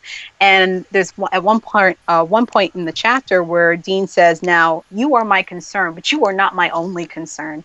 And I feel like that really resonated with what he was trying to get across with Cass, because he tells him, I got a brother who thinks I can't trust him, who thinks I can't, who actually think he's just going through the list, and he's both trying to provoke Cass into a response, and both trying to say, here, this is what's going on, and this is what's been happening since you've been gone, and this is why I need you to, this is why I need you to come back to me. I need you to connect with me, at least to a level where I could take care of you. Mm-hmm. And that scene right there, when Cass turns, and this is a spoiler, but fuck it, Cass turns, and he touches his cheek. And he pulls his fingers away, and he says, I'm crying, just like, yeah, and Dean's kind of just, yeah, that happens. And he's like, and he says something very Cassie. He's like, I'm not very fond of the acting. He's like, yeah, no, neither am I. But the fact that, like, all of that, his body, his human self heard all of that and cried because of it, Mm-hmm. So that really, to me, that would definitely be my favorite scene. I really want to read your fic now, because it sounds like you personify Dean so well. Yeah, same. I love me some Dean. I'm sorry. I have to, if I'm going to write Dean, I feel like I owe it to him. I owe it to the character, and that's really weird to say because it's a character. He's not real. He's not, but us in the fandom, they might as well be. But I feel like I owe it to him to live up to who he is as a person. All everything, his flaws, his triumphs, his everything about him. So if I'm going to write about him, I feel like I can take him to this place, and it feels right to me because I've done good by him. You know what I mean? Mm-hmm. And I have no problem with like alternate universe stories and stories where it's a little out of character and stuff like that. But whenever I write a character, I just can't bring myself to do that, because then I don't care as much as I would if I felt like I was following the established persona of that character. But yeah, that scene definitely, Cass turning around, tears. I just awesome. Not people read it. Selfish. Shameless self-promotion. Shameless promotion, yes. Right there. It's okay, we've all done that. I did it this time, not too long ago. You did it about an hour ago. But what is your favorite genre to read or write? We have we have like angst, hurt, comfort, fluff, AU, alternate universe, then in universe, and there's like inverse and inverse. That's what it was called. I was trying to say that before, and I couldn't get it out. Definitely, and I hate myself for this, but I just keep craving it. I keep coming back for more angst. Angst like nobody's been. Like I often ask myself, like, am I a masochist? Like, why am I doing this to myself? Why am I reading these stuff that are just watch Supernatural? Exactly. Why do we watch Supernatural? Because anything that can go wrong does go wrong. Supernatural is the epitome of Murphy's Law. So I should expect that some of the fics are just going to, be the most depressing thing I've ever read in my entire life. Okay. Our fandom has a unique talent. Take something that's already very sad and make it even worse. Yeah. Basically adding insult to injury and then, for the sake of it, shooting you again. Or, it's so... And then, Dead pie, yes, I do prefer smut. That is a true fact. Kaleb is me. Most of the one-shots I read are definitely... Kaleb is literally me. I'm an angst person. You all know I'm an angst person. I'm the complete opposite. I feel like we all like our smut. I think we all do. Yeah. I do. But I like smut. I like fluffy smut. It's just adorable. I like angsty smut. Angsty smut. Definitely, where they're pushing each other against the wall and screaming at each other and going, why? And or something like that, and then they just get down to business. Sex. I just like smut. I can't write that. Silven. I just like it all. Have all the types of sex. And then I prefer inverse over alternate, which, when it comes to Destiel, that's such a, it's very rare, because oftentimes I see so many, and I read so many AUs that show up on Arc of our AO3 and Tumblr. Yeah. Rarely do I see an inverse. Like, to me, it's like a diamond in the rough, or just like a gem, basically, a rare gem. I understand. Maple, and I think Silven. Do you like the Enverse? Oh, Enverse. I like the Enverse, Because yes, but Maple loves Enverse. Yeah. as long as it's not like absolutely too depressing, because I can take a lot of angst, but I'm not so fond of angst just for the purpose of angst, just to make it dark and make you depressed. But yeah, I do like that setting. Means something. Inverse. You guys have any recommendations for Inverse? Because I don't think I've ever. I feel like I have, but definitely not anytime recently. I've got like a fantastic Yeah. one where Enverse Cass comes back to our world, and he has a threesome with this Cass and Dean. I'm literally thinking of the same one. And then there's the one where It's Dean, so good. with Dean going to Anvers, like in Supernatural, and then finding that Dean and Cass are, That was good. But the That- one, I thought. yeah. Wait a minute. In that episode, I felt like, when Cass winked at him and everything, I felt like between the 5 years, I felt like something might have happened between them. oh yeah, Or It's not because just. I am actually sort of convinced because you know how they changed the lines. There used to be a line, Future Dean said, and it was somewhere along the lines of, "Me and Cass, we only get each other now." It was something like that. It was something along I those think it was lines. Cass. It was. I think Cass said it. Oh no, or is it Cass? It was Anyway, Cass in the it was car. very romantic, and they changed it for, I think, maybe even because of that. Well, I don't know why they changed it, but the point is that it was very romantic. And when Cass said that oh no, it was Dean saying that we got a really messed up situation going on. Mhm. That also read to me as something really, because I mean, as if they didn't have a messed up situation before that. Right. Something to be messed up now, it has to be a really special kind of messed up. Yeah, but wasn't that line directed between the two Deans? Which one? The messed up situation line. Yes, exactly. And they were like just standing there, and was Cass? I don't remember if Cass was there.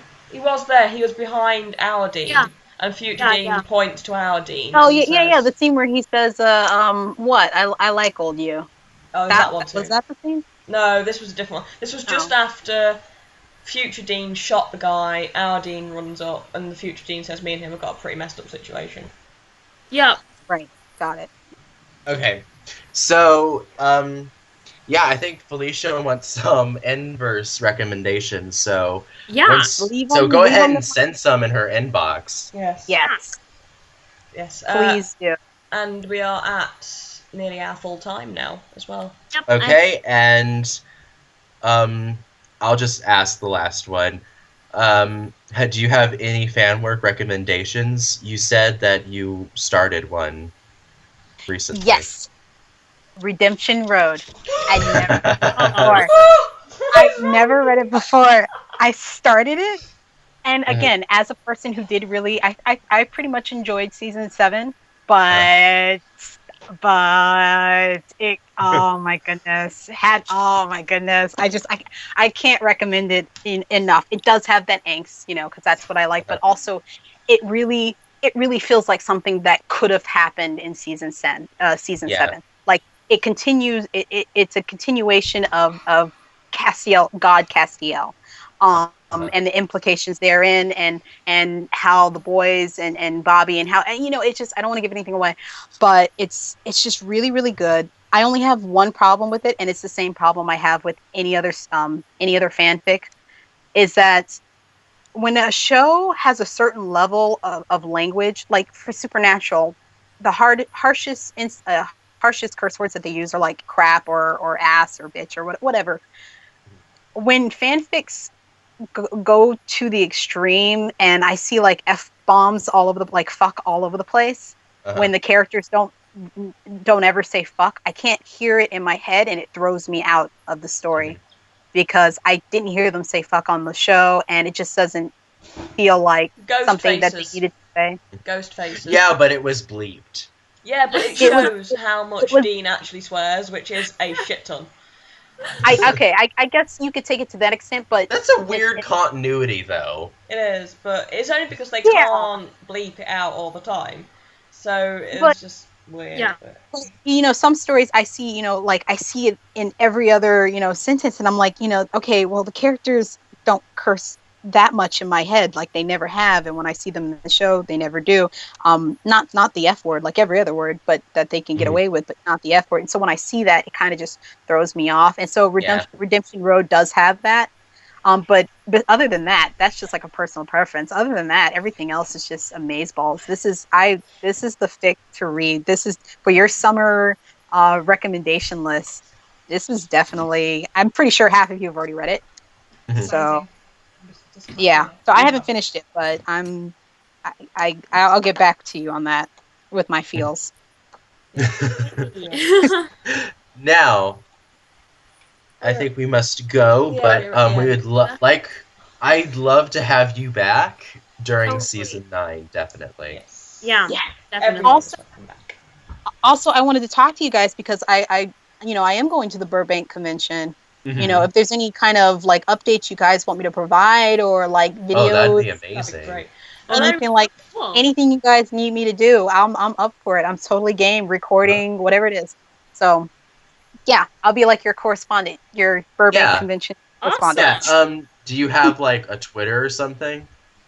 Yeah, I do. I Yeah. think I'm Okay. Well, search me. we have a Twitter, right? Profound Radio has a Yep, Twitter, Yeah, we right? do. Because then we'll I just think like I have- follow you on Twitter, and if you just give like tweet regular updates, we can read them off Got it. and just have like a big encyclopedia of Felicia tweets from the. Of the Burbank convention.